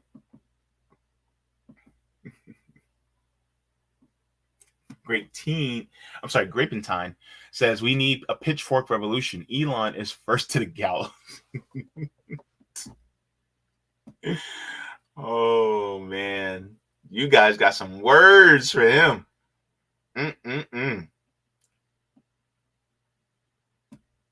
Yeah, Quantum Alchemist said, yeah, he was trapped. No backup battery. It was, yeah, he literally had to call for help. Yeah.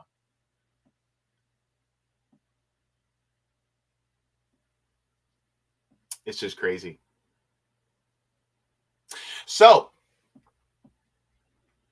as far as people go, now we're on to our primary story. Boy, oh boy, I got a lot of notes for this one. This is going to be a good one. All right. Applauding Nazis. Look, let me tell y'all something. If you guys have not, take the poll at the top of the stream. If you guys have not already, because I'm going to check that poll at the end. But boy, oh boy, oh boy. I'm telling you right now, as far as people like Justin Trudeau are concerned, look, if you're not giving Justin Trudeau the side eye, you better be giving him the side eye now. Because after this, I think he should resign. But what do you think? Go ahead, put in the chat if you think he should resign. If you guys know about the story. If you guys have not, then save that for after I'm done. All right, so. I can't believe this. We're so deep into fascism right now. I'm laughing because I'm scared. People. Okay, let's get into it. Justin. All right, this is from Unity News Net. It says a 98-year-old was given a standing ovation by the Canadian Parliament during Zelensky's speech. He was hailed as a hero for fighting against the Russians. Yaroslav Hunk fought for the 14th Division of the Waffen SS. Ooh, yikes. Zelensky's speech received at least a dozen standing ovations. There was also one for this man, a 98-year-old Ukrainian Canadian who fought for Ukrainian independence against the Russians during the Second World War. Hang on. Fought against Russians. Second World War. Who were the Russians fighting during the Second World War? Who were they fighting? Russians, Second World War fighting. Nazis. Oh my goodness, they were fighting Nazis. Oh no, say it ain't so. Really? They were for a Nazi? I did not see that coming.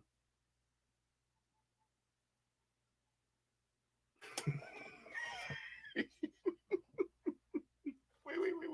This is the stupidest shit. Stupid shit. This is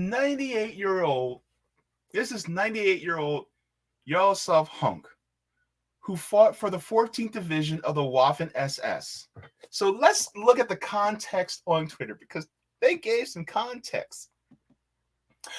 So it says readers added context they thought what people might want to know.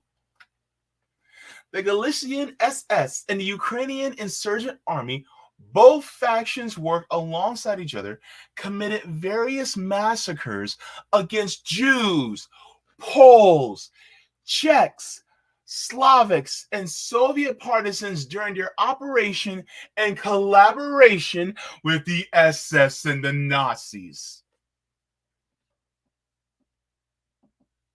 Oh, do you hear that? Justin Trudeau's face just shattered on the floor.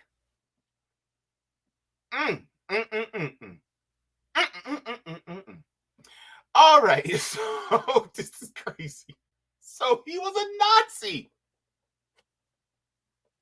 A Nazi. And he's being applauded at Canadian Parliament. Hey, you awake now? Wake up. They're being soft on fascists. Canada knew what it was doing. How? Child, baby, child. Let's go ahead and take a look at this place. Wait. Shout out to Nico, calling Nico. Let's go. Let's get into this because this is important. This is important now. All right. Let's go. Nico Salhouse said, I don't think Trudeau and Canadian Parliament were ignorant to the fact that they were giving a Nazi a standing ovation. I think they wanted to see if they could continue to deceive the world into celebrating Ukrainian Nazis as they've done for the last 2 years. Let's go, Nico. Let's roll that beautiful Nico footage. By the way, brother's looking good with the dreads, by the way. I like the locks. Anyway, let's go. Canadian politicians were forced to apologize after they accidentally gave a standing ovation for a literal Nazi. That's right. During Zelensky's visit to Canada, the legislature there gave Yaroslav Halka, 98-year-old World War II veteran, a standing ovation for being a hero of the Ukrainian independence movement at the time. And what's crazy is the fact that they were singing his praises for fighting against Russia in World War II. I mean, I'm just saying that probably should have been the clue, because it's pretty well established history that Russians fought against Nazis. But even still, if Canadians had did a little bit of research before celebrating a literal Nazi, they would have known that Honka volunteered for the Waffen Grenadier Division, which is a Nazi unit commanded by a Nazi. Pause. Let's take a second to look at this tweet from Politico. Nazi-linked veteran receives standing ovation. The man literally volunteered to be part of a Nazi unit. Hold on, wait a minute. It's one thing to be drafted. It's one thing to be drafted. But this crusty ass, spent, bland ass Nazi decided to volunteer. He volunteered. That means he actually wanted to be at war. That means that he literally hates people that look like me. Are you paying attention now? Pay attention. This guy's, dear God. I had to laugh to keep myself from crying. This is crazy. Referring to him as Nazi-linked is like Wesley Snipes referring to himself on the census as black adjacent. But the real question is, are y'all finally ready to admit that there is a Nazi problem in Ukraine, like we've been telling y'all since the beginning of the war? Because these are the type of guys that all your tax money is going to. We're literally giving money to Nazis. That's exactly what's going on. Our government is literally giving the money to Nazis. They can feign ignorance, but they know what they did. And they're not as disgusted as they should be. By the way, remember when Justin Trudeau put on blackface? It kind of tracks, right? Oh, God. Here's Glenn Greenwald. Glenn, take it away. Let's do this.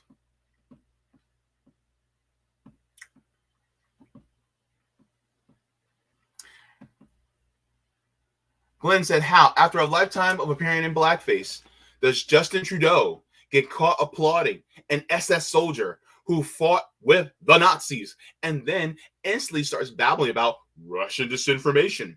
Do you see how Western elites use Russia to blame for all their failings? Glenn, what you talking about, Glenn? What do you mean? What do you mean? What you talking about? The Russians? What did Russians have to do with this? Justin, what are you talking about? Hang on. What is Justin?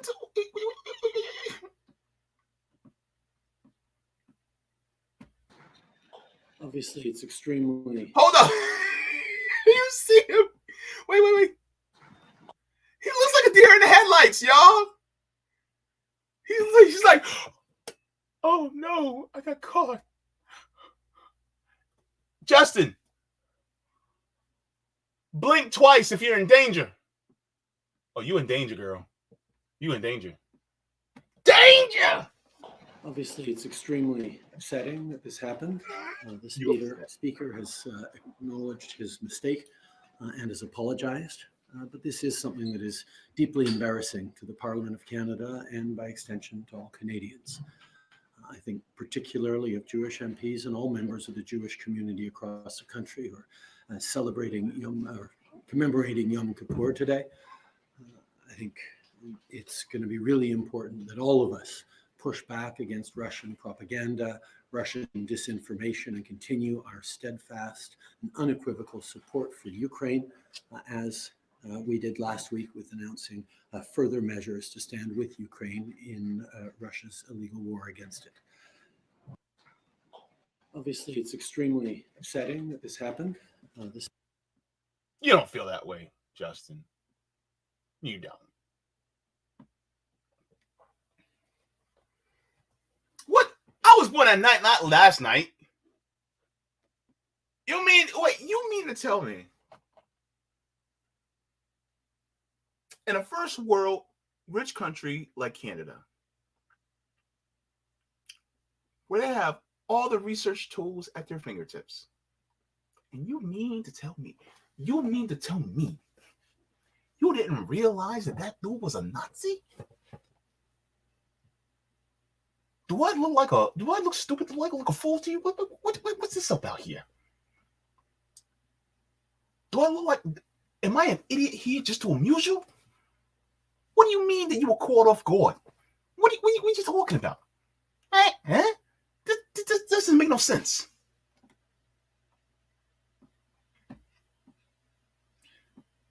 Please take the poll. Please take the poll. Here's the funny part. Poland knew he was a Nazi. You want to know why? How we know? Let's take a look. So Nick, my comrade from Revolutionary Blackout Network, shared this little gem. He said the Nazi who was honored by Canadian Parliament about to get extradited because he embarrassed Canada. It says Poland moves to extradite Ukrainian SS veteran who was applauded in Canada. Applause for 98-year-old Yaroslav Hunka was deeply embarrassing for Canada, says PM Justin Trudeau. Ukrainian President Volodymyr Zelensky acknowledges Yaroslav Hunka at the House of Commons in Ottawa.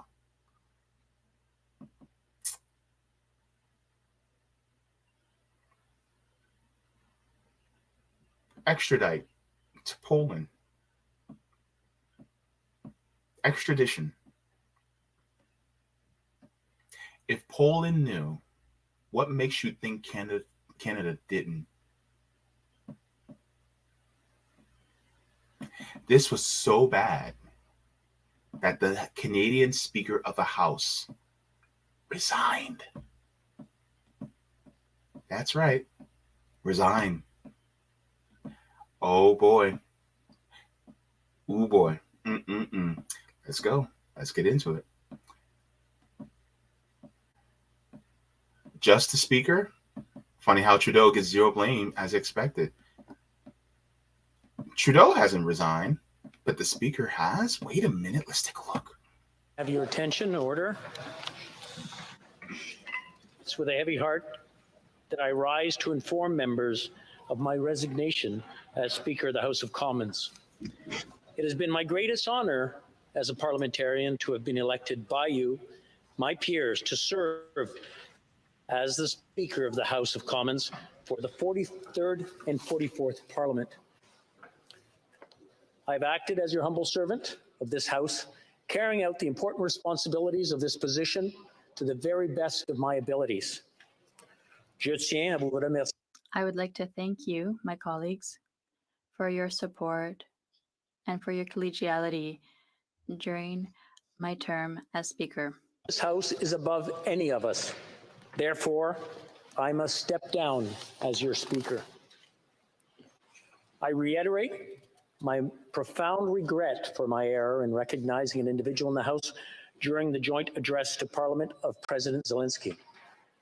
That public recognition has caused pain to individuals and communities, including the Jewish community in Canada and around the world, in addition to survivors of Nazi atrocities in Poland, among other nations. I accept full responsibility for my actions. My resignation is effective at the end of the sitting day tomorrow, Wednesday, September 27th, to allow preparations for the election of a new speaker. Until that time, the deputy speakers will chair the House proceedings. Thank you. Merci.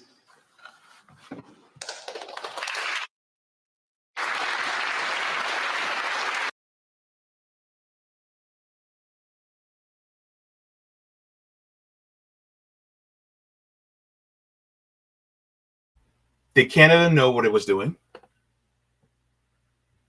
I think so. What do you think? Because I really do think it's like y'all knew. But Justin Trudeau was like, I ain't going down. Somebody better go down, but it ain't going to be me. They had to have one person to blame.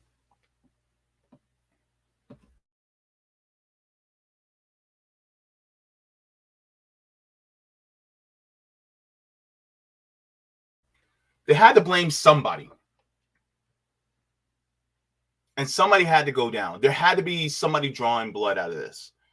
And it had to be the Speaker of the House. But my question was, why hasn't Trudeau stepped down? Why is he so willing to stay in power after this massive transgression? I think Canada knew exactly what it was doing. But in regards to the whole scheme of things, now we go to the United States, because Canada is really the bratty little brother to the United States. You know? Remember Captain Planet and the Planeteers? Remember the villain Hoggish Greeley? He was the one that he was big and round. He kind of like a pig, and he, he sounded like that. He had his little skinny little friend or follower that was always around him. Yip, boss. Yip. That's Canada. That skinny little person that's always saying yes to him. Yep, boss. Yep.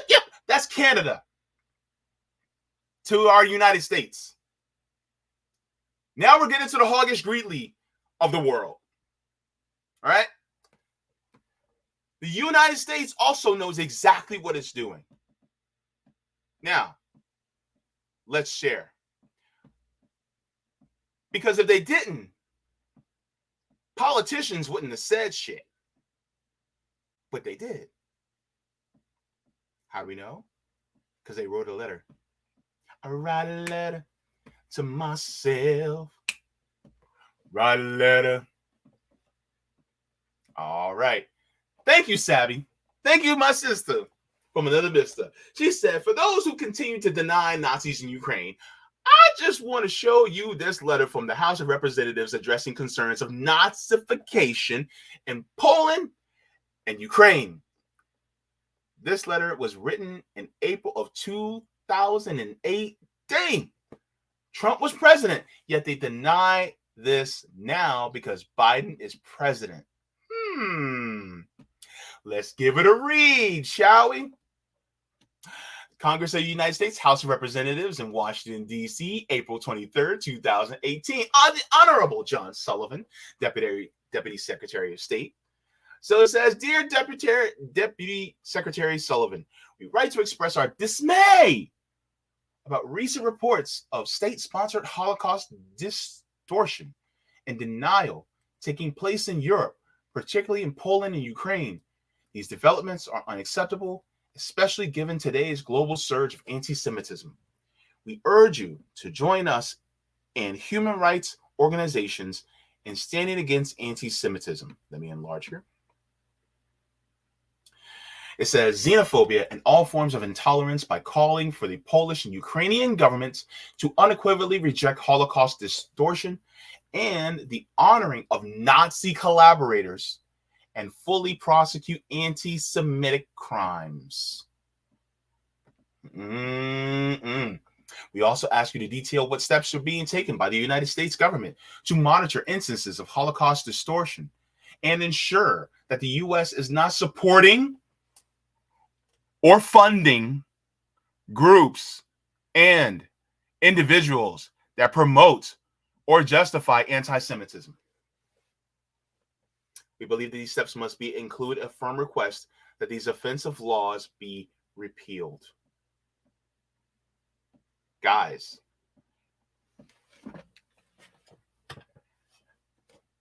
what is our government doing in Ukraine right now? Who are they funding?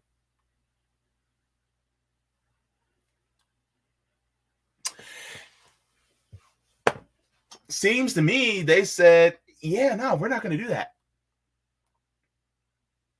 And now you have some of these same politicians saying, no, there's not really Nazis in Ukraine like that. No.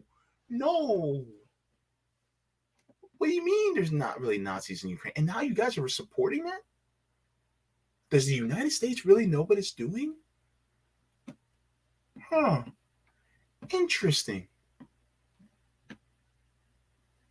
Now, this letter talks about all the details in this about how they actually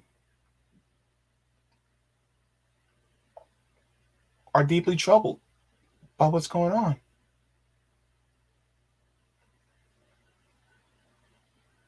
So,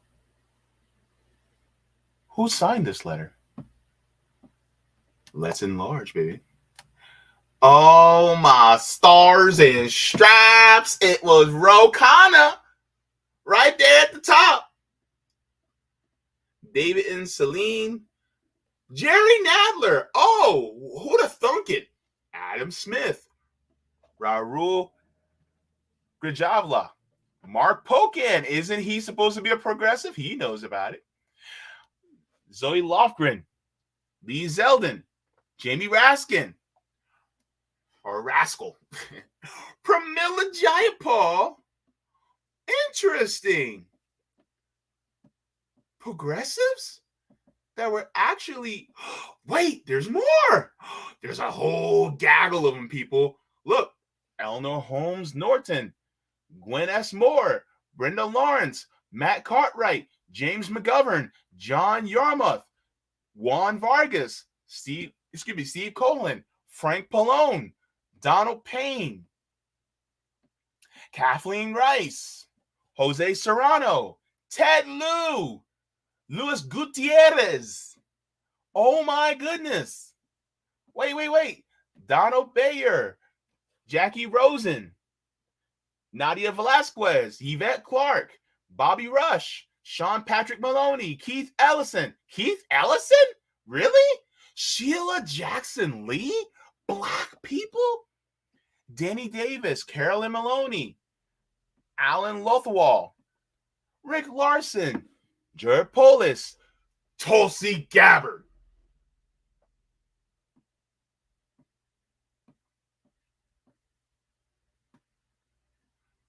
Debbie Wasserman Schultz, Nanette Diaz Barragan, Ann McLean Kuster, Carol Shea Porter, Hakeem Jeffries, Robert Brady, Eddie Johnson, Grace Meng, David Price, Henry Hank Johnson, Matt Gaetz, Barbara Lee, Adriana Espilat, Betty McCollum. And then here's the last ones. Peter Welch, Debbie Dingle, Vincente Gonzalez, and Dwight Evans. These are the people And then down here, Marsha Fudge.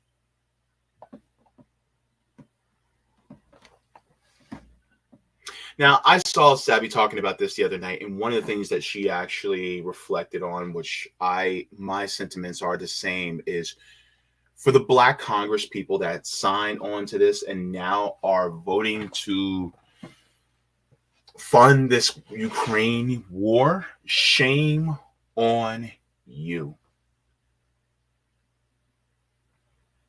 This is the equivalent of giving money over to the KKK. Shame on you. Your ancestors are turning over in their graves right now for the transgressions you're doing against your own people. You're putting us at risk just so the United States government can get its grubby little hands on Russian resources. That's all this comes down to. Now,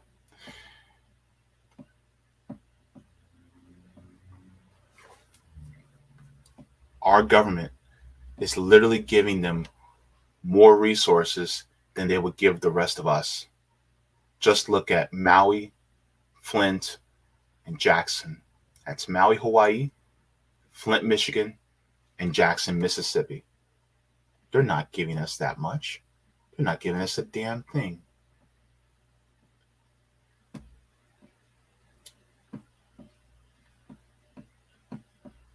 Let's share.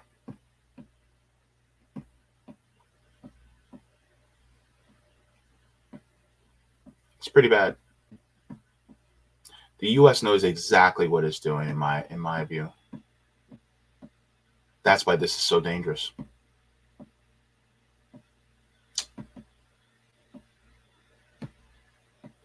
All right. It says, what U.S. taxpayers are getting for their money in Ukraine. It says the U.S. has sent more than $70 billion worth of aid to Ukraine since Russian troops crossed its border last year. But now a battle is brewing in Washington over the Biden administration's request for over $20 billion more. Many Republicans in Congress are opposed. Hardliners in House want to cut off all funding. Others are demanding more oversight. Now, just to let you guys know, just because Republicans are saying that they don't want to fund the war in Ukraine that much more, doesn't mean they're still not neocons and war hawks. See, here's the thing.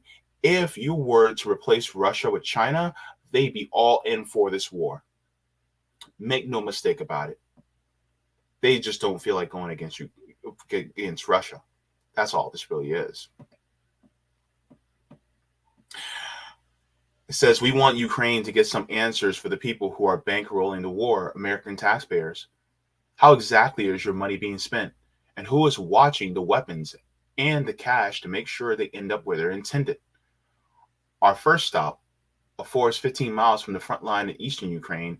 These are U.S.-made Bradley fighting vehicles, steel-clad behemoths hidden beneath the canopy in a makeshift workshop that is difficult for Russian drones to spot.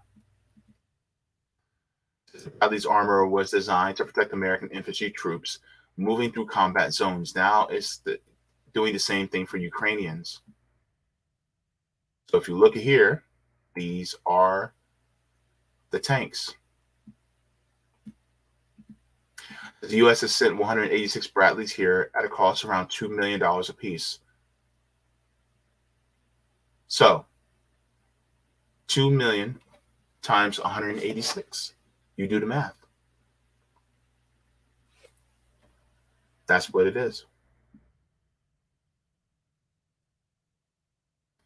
So the U.S. has spent just over $43 billion on military aid to Ukraine since Russia invaded. The equivalent of about 5% of Americans' defense budget. European countries combined have contributed around $30 billion. So the United States by itself has contributed more than Europe. American rocket launchers are now reaching deep into Russian-occupied Ukraine, and the Patriot air defense system is shielding millions of Ukrainian civilians from airstrikes.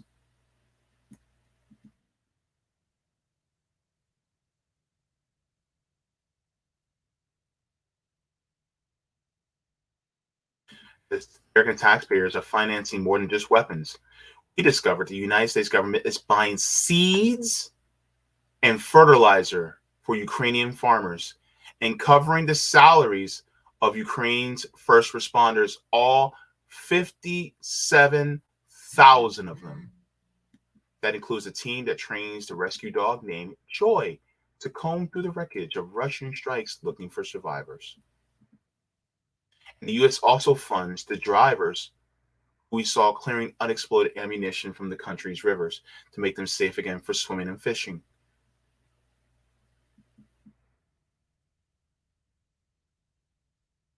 Look, in total, the United America has pumped nearly $25 billion of non-military aid into Ukraine's economy since the invasion began. And you can see it working at the bustling farmers market on John McCain Street in central Kiev. The late senator is revered in Ukraine because he pushed the U.S. government to start sending arms to the country after Russia first invaded back in 2014. You mean when they actually murdered 14,000 ethnic Russian-speaking Ukrainians in the Donbass? You mean that around that time? When they actually had a coup? Is that what you're telling me? That was orchestrated by Victoria Nuland? At that time? Is that what you're talking about? The John McCain? The man who met a war that he didn't like? Really? Interesting. Senator Lindsey Graham said they're on track to break the Russian army, and the only way they could possibly lose is if we pull the plug on them. That's my Lindsey Graham. The wreckage of Russia's war machine was on display for Ukraine's Independence Day celebrations, even as the most of the fifth of the country remains under occupation. Senator Lindsey Graham says, "Please ask me, is it worth it? Here's what we've gotten for our investment. We haven't lost one soldier. We've reduced the combat power of the Russian army by 50%, and not one of us has died in that endeavor. This is a great deal for America." That's Lindsey Graham.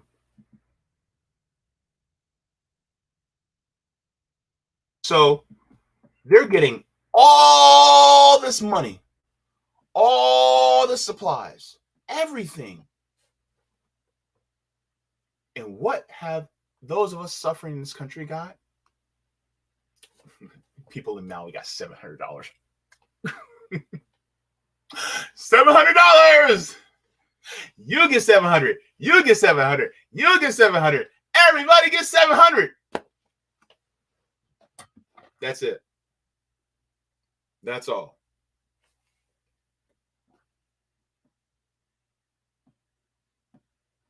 Any wonder why people are pissed?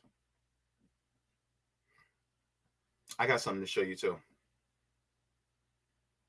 This is going to piss you off even more, but you guys need to see this. I want to say a big thank you to Professor Zinkus for this one. Did you know that luxury cars sales is up in Ukraine? Don't believe me? Let's take a look. This is from Professor Anthony Zinkus. Luxury car sales are up in Ukraine, along with all car sales. Mercedes-Benz sales are up nearly 25% over last August, and BMW sales have more than doubled. So please, send more money. Look at this. Look at this. It says flash report. Automotive sales volume in 2023. Flash report says these are cases with recently released data and detailed information in the database do not match up for reasons including different information sources and discrepancies between preliminary reports and confirmed data. So this is from September 7th.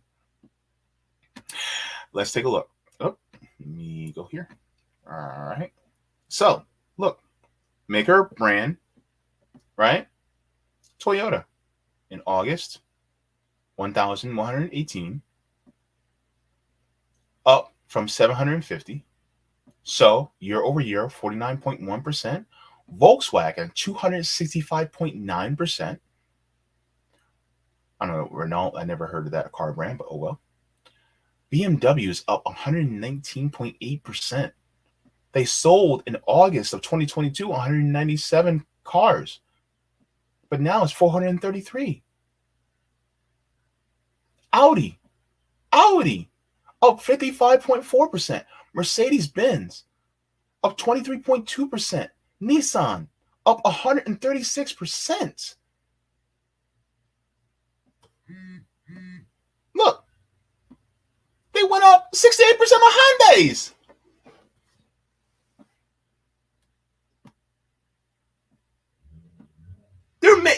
Look, apparently in Ukraine, they're not doing that bad. If car sales are up,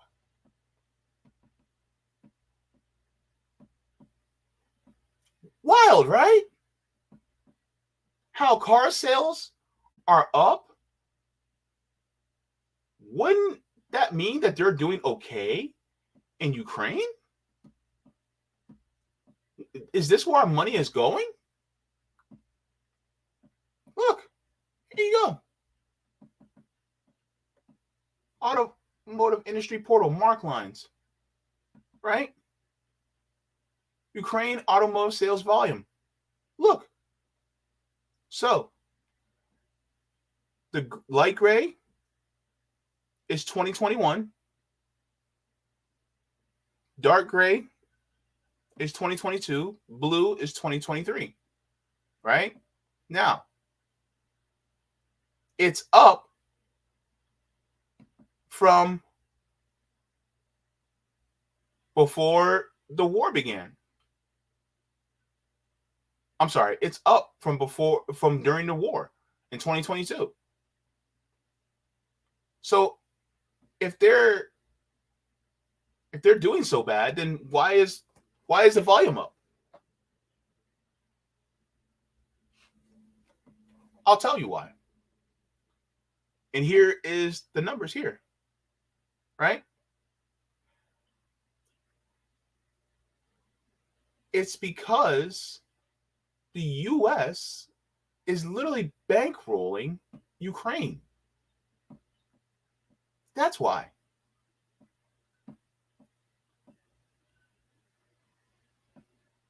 Let me share something with you guys. This is why I am putting out the warning to all people, especially Black people. This is why we need to pay attention about what's going on in Ukraine. So I wrote a news article, an opinion article, and some people liked it. I'm not the best writer, but I did what I could. It says why Black people should pay attention to the proxy war in Ukraine. The blurb says there's a sympathetic undercurrent for Nazis and fascism that should give Black people pause in Western nations. The time to wake up is now. Now, I know I wrote this specifically to Black people, but anybody and everybody should take this to heart. Black people should be paying keen attention to what's happening in the developments in the proxy war the U.S. is waging against Russia by means of Ukraine right now. As many of us in independent media have been saying, this war of attrition that the U.S. is funding for the sole purpose of gaining access to Russian resources is revealing how nefarious these corporate governments, I mistyped, is, and shows us how dire of a need we have to change the system from the ground up. Make no mistake, the U.S. government is funding Nazis and they know it. Fascism is not new to us as a group in this nation. We have seen the generational damage it has done to us as well as to our indigenous siblings in the form of genocide. These forces were always here since they landed on Plymouth Rock, but now they have been emboldened since their time of the Third Reich in Germany. Tensions are rising, and I fear complacency from our brethren due to U.S. propaganda having such a massive chokehold on the minds of many Black folks here. The recent display of praise and adulation for the SS Nazi officer in Canada as of recent shows that we cannot and must not be lax in our vigilance in pushing for liberation and freedom. Governments like Canada, United States, UK, Italy, France, and Germany have shown us that fascism is still alive and well and will place us back in the chattel state of our ancestors soon enough. So if you guys would like to, then that article is there for you guys to read. If you guys would like to get that a look. But yeah, because the thing is that they are way too lax. Way too much. And this has been going on for quite a while. And if you have never heard, and this is just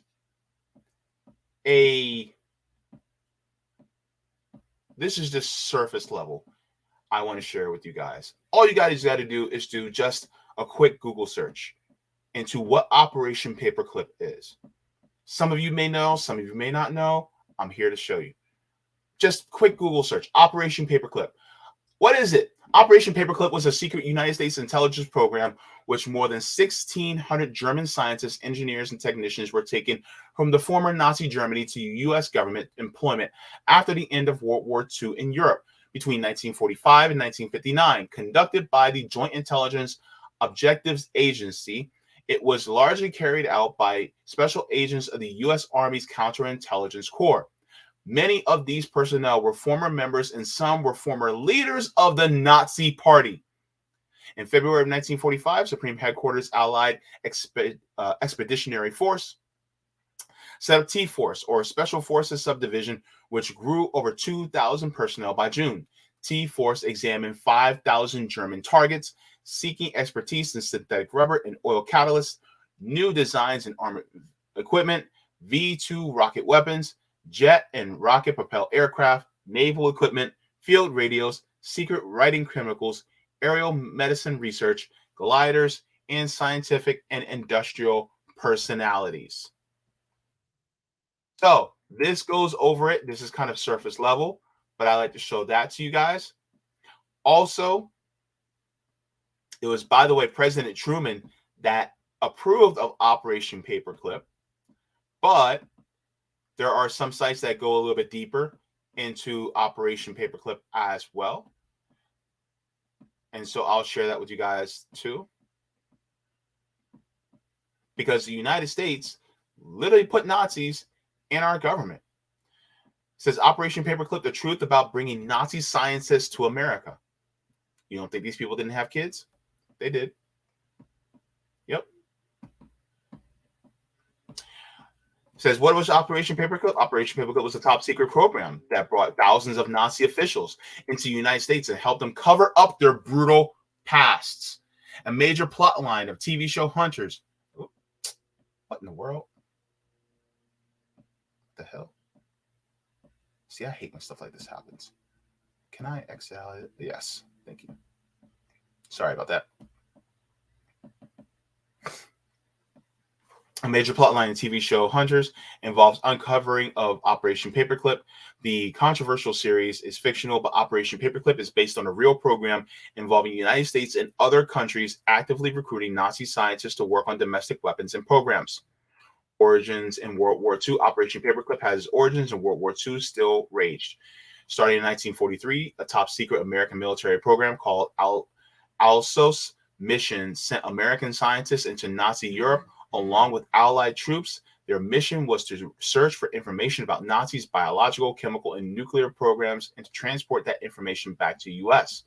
At first, Alsos officials were able to make contact with Italian and later French scientists who worked for the Nazis, who assured the Americans that Nazis were far from creating advanced non-conventional weapons. Also, operatives made little progress in uncovering Nazi scientists' weapons-making secrets. Their luck changed in 1944 during a protracted fight against French town of Strasbourg. While fighting still raged outside, Samuel Goldsmith, a Dutch-born scientist working for Americans under Alsos, made his way into the home of Dr. Eugen Hagen, a senior Nazi scientist who had helped plan Nazis' feared biological weapons program. Hagen had fled just hours earlier, leaving his papers inside his luxurious apartment with American soldiers guarding them. Dr. Goudsmit and his Alsos team stayed up all night reading through Hagen's papers by candlelight. I wonder if he's the Hagen from Haagen-Dazs. I wonder. Maybe not, but I'm curious. I should look that up. They made for grim reading. 100 prisoners you sent me. 18 died in transport. 12 are in conditions suitable for experiments, and therefore request that you send me another 100 prisoners between 20 and 40 years of age who are healthy in physical condition comparable to the soldiers. Heil Hitler. That's what he said. End quote. So the Operation Paperclip scientists.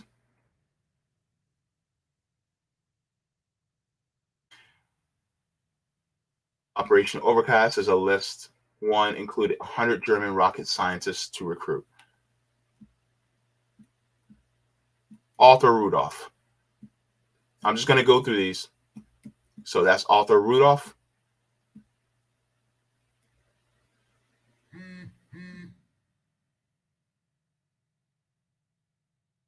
Rudolph never made any mention in his previous job, director of middle work, where his workers were emaciated slaves in Nazi Germany, of course.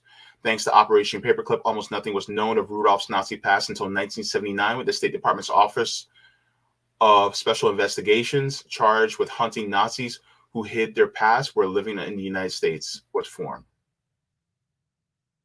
Werner von Braun. Arthur Rudolph worked at NASA under the leadership of another Operation Paperclip recruit, Werner von Braun. Identified as a key asset in the close of the war, at the close of the war because of his work in the Nazis' V-2 rocket, Braun was transferred to Garmisch-Partenkirchen, a luxurious ski town in Bavaria, for questioning by Allied forces. Now, he worked in NASA. They worked on the Saturn rocket. See here. So, Nazis were all up and through our government. And so, there was always a soft spot, a sympathetic ear, a sympathetic eye, and in their hearts for Nazis. So when the United States is like, oh, we're going to send more weapons and money to Ukraine, to the Nazis over there, well, this goes down in their history. This is what they've always wanted to do, and this is what they've always done. They've always had a soft spot for them. It's no surprise that they're actually cool with them.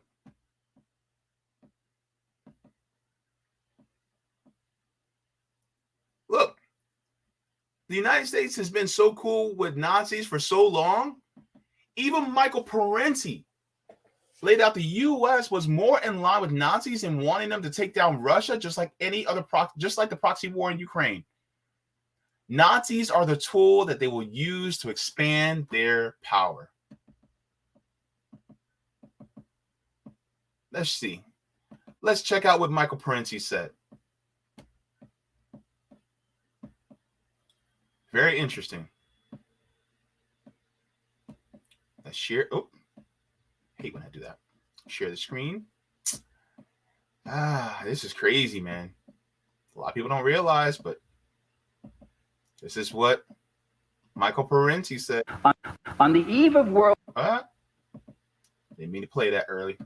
All right, now you can go. On the eve of World War II, Foreign Minister of the Soviet Union named Litvinov went to, did I pronounce his name correctly?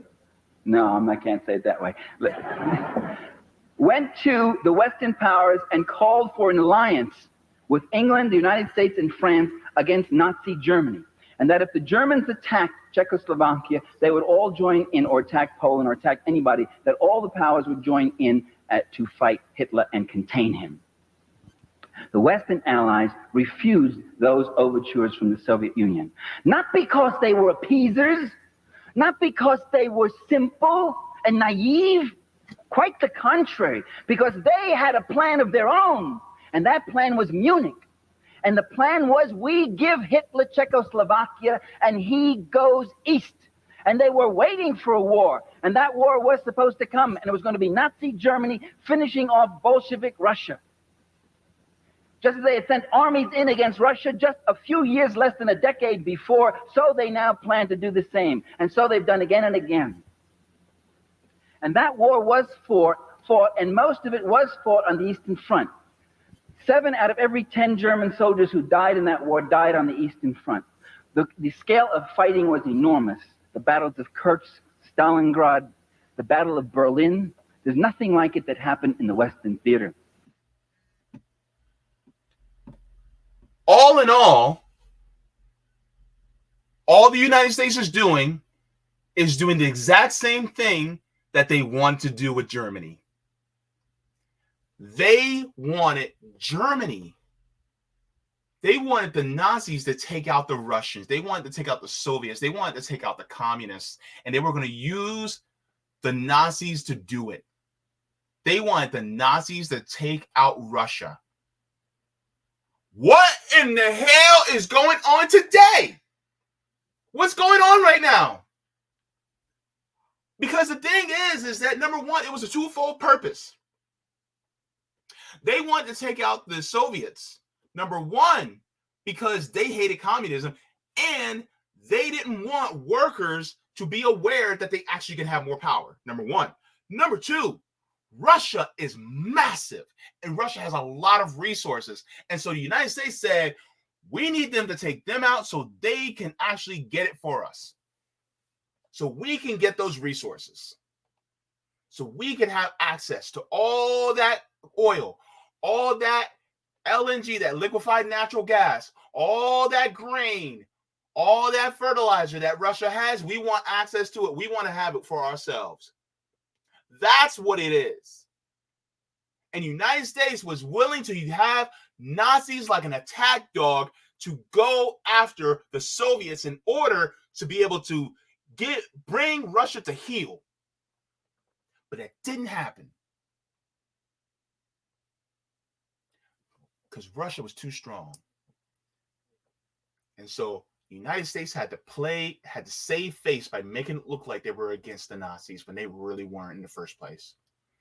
The Nazis got their ideas from the United States. That's how they got fascism from. And so now, look at it today. Do you think that not taking NATO, not dissolving NATO was just a coincidence? No, it wasn't. It never was. NATO was meant to stay there the entire time because they wanted to continue to pursue eastward. Because if they pursued eastward, that meant that they would provoke Russia into a war, which gave them plausible deniability to say, oh, well, you know, they did what they did to Ukraine. So we had to go into Ukraine. We have to fund them so that they can fight against Russia. Because it's a war of attrition. What does attrition mean? Okay, because I had to look up the word attrition. I was like, what in the world does attrition mean? Let's go. So that you guys know what attrition means, because I know that some of y'all don't know. I had to learn it. I know some of y'all had to learn it. Let's go. It's a war of attrition. Boom. Attrition, the definition means it says the action or process of gradually reducing the strength or effectiveness of something or someone or something through sustained attack or pressure. That is attrition. So it's a war of attrition. It's a war of weakening Russia so that the United States can come in and take it over and take over the resources of that country, or place in a puppet dictator. Because the United States did it before with Boris Yeltsin back in the 90s. Oh, yes, the United States interfered in a Russian election and got Yeltsin in. But now you have somebody like Putin. By the way, I'm no fan of Putin. Putin's anti-communist. Screw Putin. But the thing is that Putin wasn't willing to play ball as nicely. And so now they're like, well, we got to take him out so we can place in another puppet dictator in. And so that's what they're doing. That's all this is. It's to weaken Russia, embarrass Putin so that, boom, they can replace him. So then the United States has a puppet in Russia. That's what's going on. And they're using, once again, Nazis to do the job.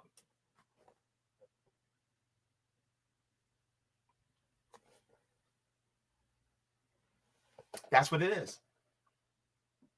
That's why they're so soft on Nazis. That's what they're doing. They don't actually care.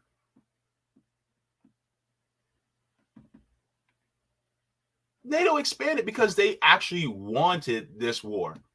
NATO did this on purpose. NATO is a tool of the West in order to create a global dominance. Hell, even Russell Brand talked about it. I know he got some scandals going on, but Russell Brand is actually accurate on it. NATO just admitted. Oh. Don't give it away, Russell. Okay. NATO just admitted that they were warned that continued expansion would lead to Ukrainian invasion. They did it anyway. President Putin declared in the autumn of 2021, and he actually sent a draft treaty that he wanted NATO to sign to promise no more NATO enlargement. That was a precondition for not invade Ukraine. Of course, we didn't sign that. The opposite happened. So it seems that had they been willing to sign a treaty to not expand NATO, this war could have been avoided. So what is the advantage of expanding NATO? And most importantly, why are the legacy media, when reporting on the subject of this ongoing war, this decimation of Ukraine, 500,000 people dead so far, why are they not saying, well, of course, NATO have now acknowledged that they were warned that if they continue to expand, then Putin would invade, and they did it anyway. Stay free. See. I got an analogy. Okay, so let's say hypothetically, you're in the neighborhood and your neighbor got a mean dog, and you know the dog is mean. That dog it barks at you whenever you pass it by. It, right? And you know to stay away from that dog because that dog is mean, but it's behind the fence. But your friend is stupid. Your friend is dumb. Your friend's an idiot, or so you think. And so what your friend does is they provoke the dog. They throw sticks into the yard. They kick the fence. It's a wooden fence. They kick the fence, right? And the dog is like, ah, ah. And they keep kicking the fence. And they keep riling the dog up. Then guess what?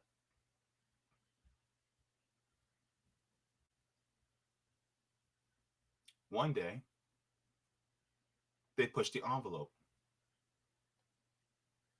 They open the fence. And then they provoke the dog. And then the dog comes out. And it starts trying to attack all y'all.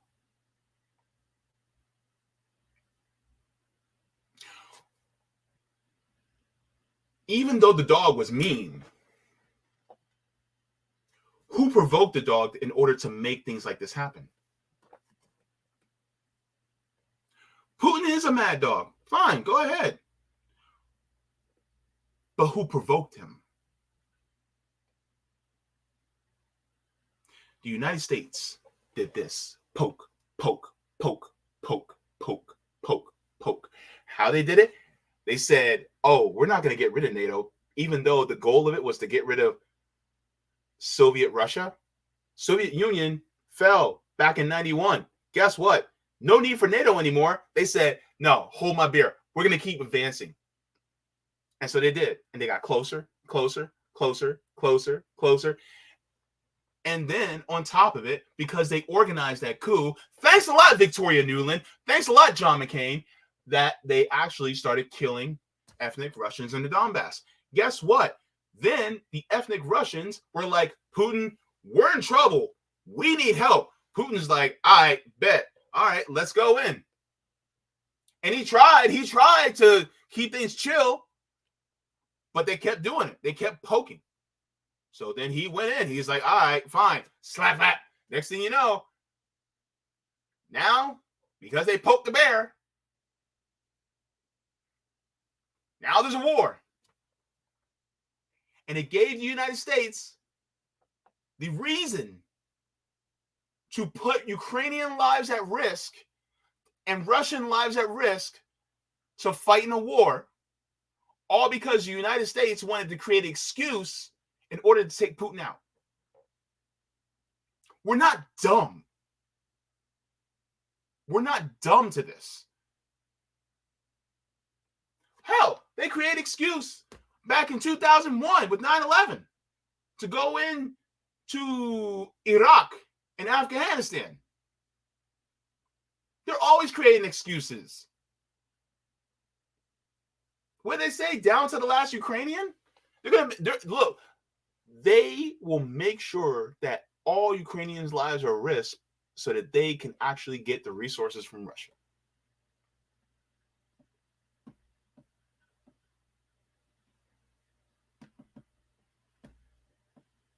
The United States does not want to see Nazis disappear because they are a tool, and the people in the United States government want to keep Nazis around because some of them are. Let's take a look. U.S. votes against anti-Nazi resolution in the UN. This was from 2016. Did you guys know this? Did y'all know this?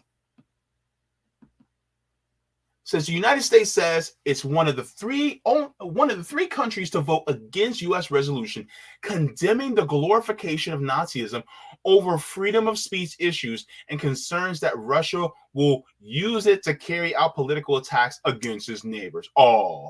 Says the resolution entitled Combating Glorification of Nazism, Neo-Nazism, and Other Practices that Continue to Fuel Contemporary Forms of Racism, Racial Discrimination, Xenophobia, and Related Intolerance was approved by the UN's Human Rights Committee on Friday with 131 in favor, 3 against, with 48 abstentions.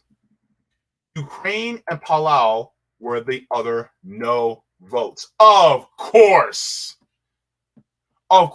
Ukraine was one of the no votes.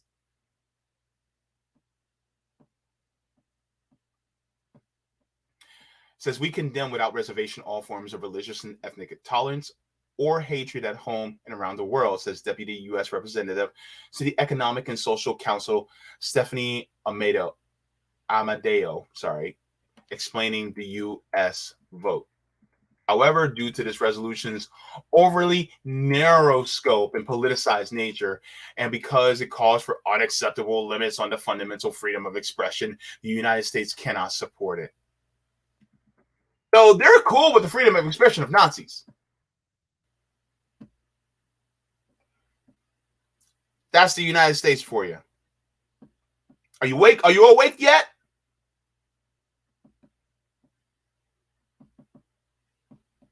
Y'all remember Chappelle Show? Chappelle Show. Oh! Let me show y'all something.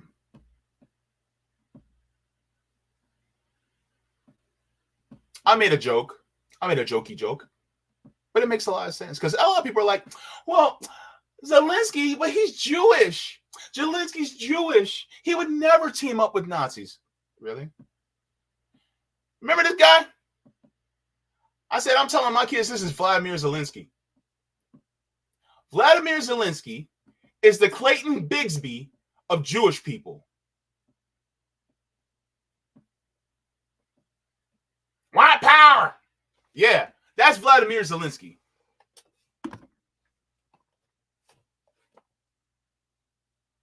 See, here's the thing. When it comes to power and control, that stuff goes out the window. So he really doesn't care. Hell, there were Jewish people that were Nazis in the Holocaust. You don't think it's that far-fetched for somebody like Zelensky to be teaming up with them? Please, please. Traitor to his own people. Just like Obama's traitor to black people. So, did you take the poll? Let's take a look. Let's take a look at the poll, see what you guys said. And then I'll be going to the chat.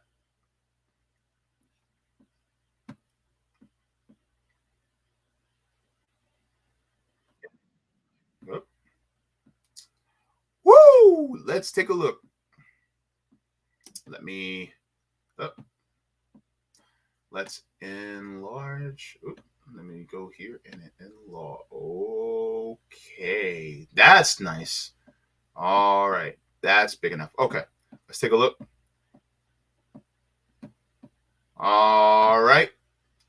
Out of 76 votes, do you think Trudeau knew Yaroslav Hunk was a Nazi beforehand? 75% of y'all said yes. 5% said no. And 20% said not sure. It is not missed upon me that not only did Canada, especially Trudeau, know, but the United States knows exactly what it's doing. They know exactly what's going on. And the fact that they are now becoming more outwardly, more overtly okay with sending money and arms and resources to Nazis in Ukraine and being cool with fascism. This is why it's important that we wake up. Do not stay asleep. And this is the Democrats. And do you think the Republicans would be any better? No. No. McCain was one of the people who went there in the first place. He's a Republican's Republican.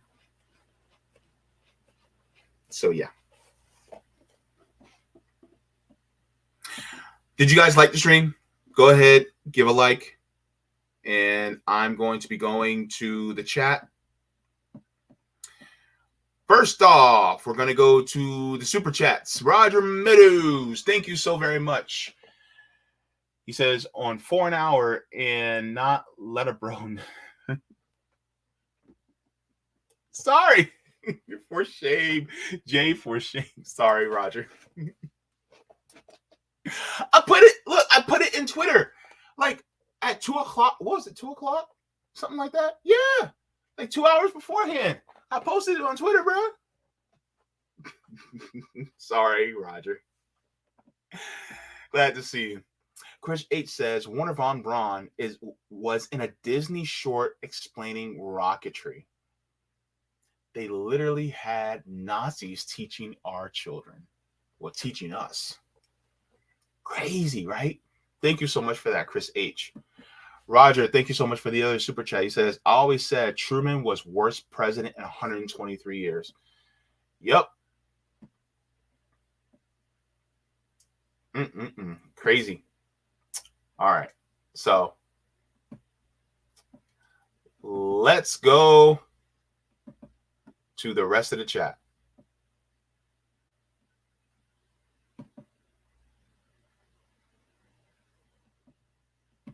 Kevin says the CIA literally continued Nazi experiments. Not surprising. Thank you very much for that. Jessica says, remember that the Denver, Colorado airport said that they said that it was a conspiracy theory at the beginning of the pandemic. We should revisit it again and see if we still think that. Thank you very much, Jessica.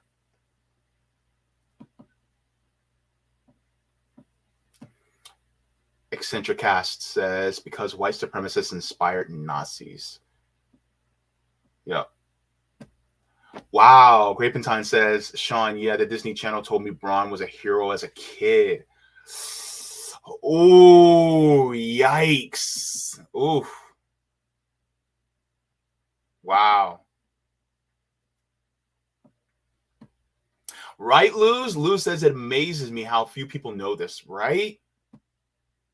Jeez Louise. My God. And the funny thing is, I learned this stuff in the last few years.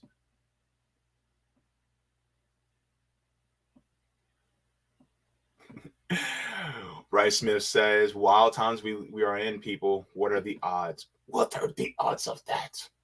Yeah, the odds are pretty high, man. I'm telling you. Crazy, man. Sean says he was fed, ironic, info by a trusted source that I think became compromised. You're talking about Trudeau?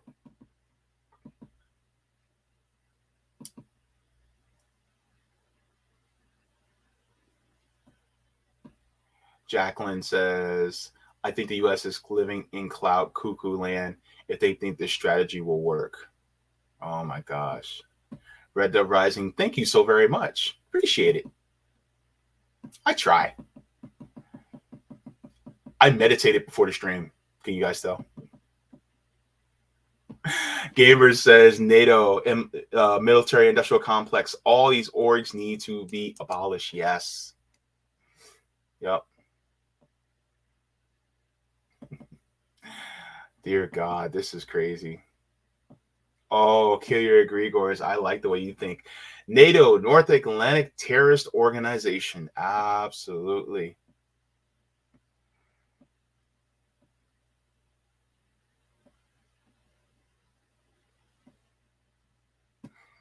Quantum Alchemist says, however, what Russia did, there was one, set up a new treaty, one that was crystal clear and cannot be argued against or misinterpreted. Two, let the world know that as the world was oblivious to the original. Oh, you're talking about the Minsk agreements. Yes. Thank you so very much for that. Nolan comes in and says, isn't it amazing how the U.S. can pay to demine Russian bombs in Ukraine, but won't pay to demine the bombs and the U.S. drop in Laos? In Laos, I think you mean, Vietnam and Cambodia. Interesting, right? The U.S. can pay for all that, but they won't do it in Asian countries? Wow, interesting. Tomas says, and Trotsky was conspiring with the Nazis in Imperial Japan to destroy the Soviet Union. Really? I didn't know that. I got more to learn, so thank you very much. Hey, just me. Good to see you. Whoo, you guys are very knowledgeable too, man. This is why I love you guys. Sebastiano says, I'm kind of dumb, JB, but even I know they're bullshitters. Sebastiano, you're not dumb. Don't say that about yourself. You're a smart person. You know, so a lot of us are smart, but we're ignorant of certain things. But you're not dumb. You're just ignorant of it, and that's okay. You know, but you know, you learned just like I did. So you're a smart guy. But thank you so very much. Oh my gosh. All my stars and straps. That I love saying it like that.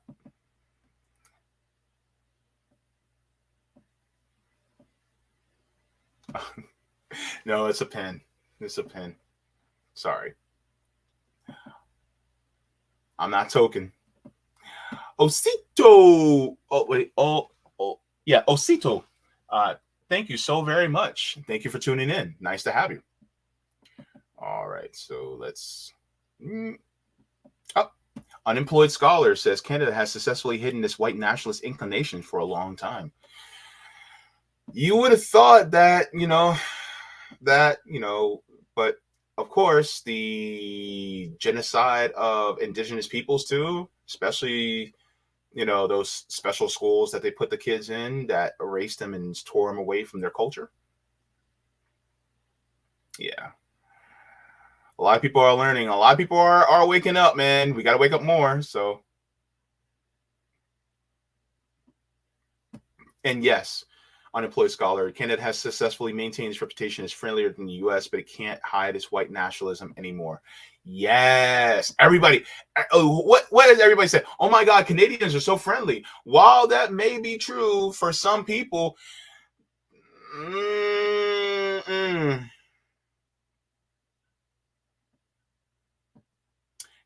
Grapentine says, I heard Disney didn't allow black folks in his part 2. That's believable. I wouldn't put it past them.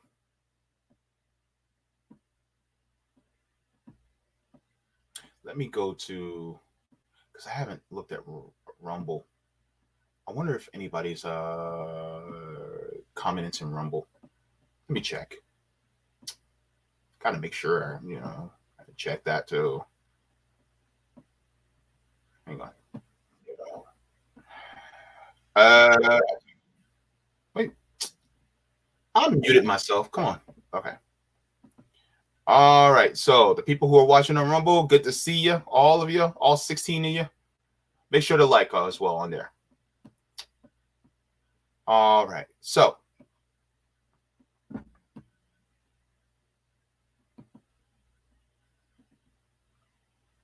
oh, and Roger Meadows, thank you so much for this super chat. Says I knew about Just, didn't know it was called Operation Paperclip. Oh, okay. Yeah. So Operation Paperclip, yes, was horrible. United States just oh gosh. They were pretty much big Nazi collaborators. Giant, huge Nazi collaborators. They were with Nazis and they absolutely loved them. I tell you. They liked him very much. My father was a Nazi. He was a great man, very strong, grew to very nice age, very old. But yes, he was a Nazi.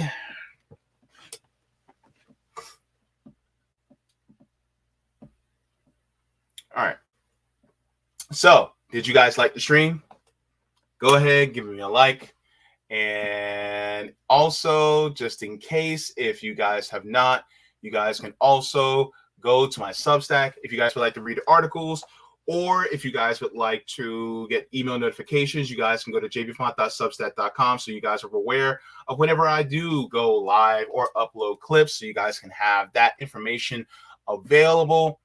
Also, thank you to the patrons on Patreon, Coffee, members, as well as anybody that sends me any type of mutual aid if you guys would like to as well. Then there's also, if you guys, tips on Rockfin, thank you for all the super chats. And for anybody that wants to send me anything a little extra, there's also my PayPal in the description below as well. And just to give you guys a note of the memberships that I have on Patreon, we have JB members, we have Solidarity, Comrade, JB Fonters, Super JB Font, Super JB Fonters, Super Duper JB Fonters, and Mega JB Fonters if you guys are interested in becoming a patron and supporting the channel. So thank you so very much for that as well. I also have a merch store, so if you guys go to shop, that's directly underneath the video, then you guys can also get merch there. I have merch that's available as well. And so I'll show it off another day. But yes, thank you so very much. So yes, I forgot those. It's okay. So yes, and by the way, I will be doing my stream again. You guys can see me this Tuesday Let me check. Do I have anybody scheduled for this Tuesday? I don't think so. Okay, so I'll be doing news stories this Tuesday. Next Thursday, so a week from today, Richard Medhurst will be joining me once again on this channel. So be sure to be here. And so, yes, so I'll be streaming at 1 p.m. Eastern because he is like 6 hours ahead. So I had to make sure I do it in a decent time for him. So 1 p.m. Eastern next Thursday, I'll be here with Richard Medhurst. And then next Saturday, not this Saturday, but the next Saturday, I also will be doing a stream with another guest, and I'll let you guys know in the days coming up to that as well. I am excited to have Richard Medhurst on. We're going to be talking about foreign policy. We're going to be talking about Africa because we got to talk about it. We got to talk about what's going on there. So that's going to be good. And so we can talk about the news story. So I cannot wait to have him back on. It's going to be so good. Yes! Richie! All right. So look, like I always say to everybody, I just want to thank all y'all for coming in. Like I always say, water your plants, water yourselves, leave the world better than you found it. Smoke them if you got them, drink them if you got them. If you got them, then watch something funny because joy is revolutionary. Also, just letting you guys know that I will be getting into the reading of Assata Shakur's autobiography. And I will be continuing the reading And Laziness Does Not Exist by Dr. Devon Price because I need to get into that and I need to make sure I finish those because I got to make sure I finish those. But be sure to tune in. And also, we'll be uploading clips, so you guys will see that over the weekend. And yeah, so, by the way, just want to make sure, forehead kisses to every single one of you because you guys matter that much to me. Oh, by the way, also check on your elderly people. Check on the boomers. Some of them are not doing okay. Also, solidarity with the workers. And please do not allow some of these politicians, especially the Democrats and Republicans, to co-opt your picket lines because they're just going to lie to you and try to make fundraising dollars off of you. And fuck Nazis. I said what I said. Anywho, love you much. Bye-bye. Yoo-hoo.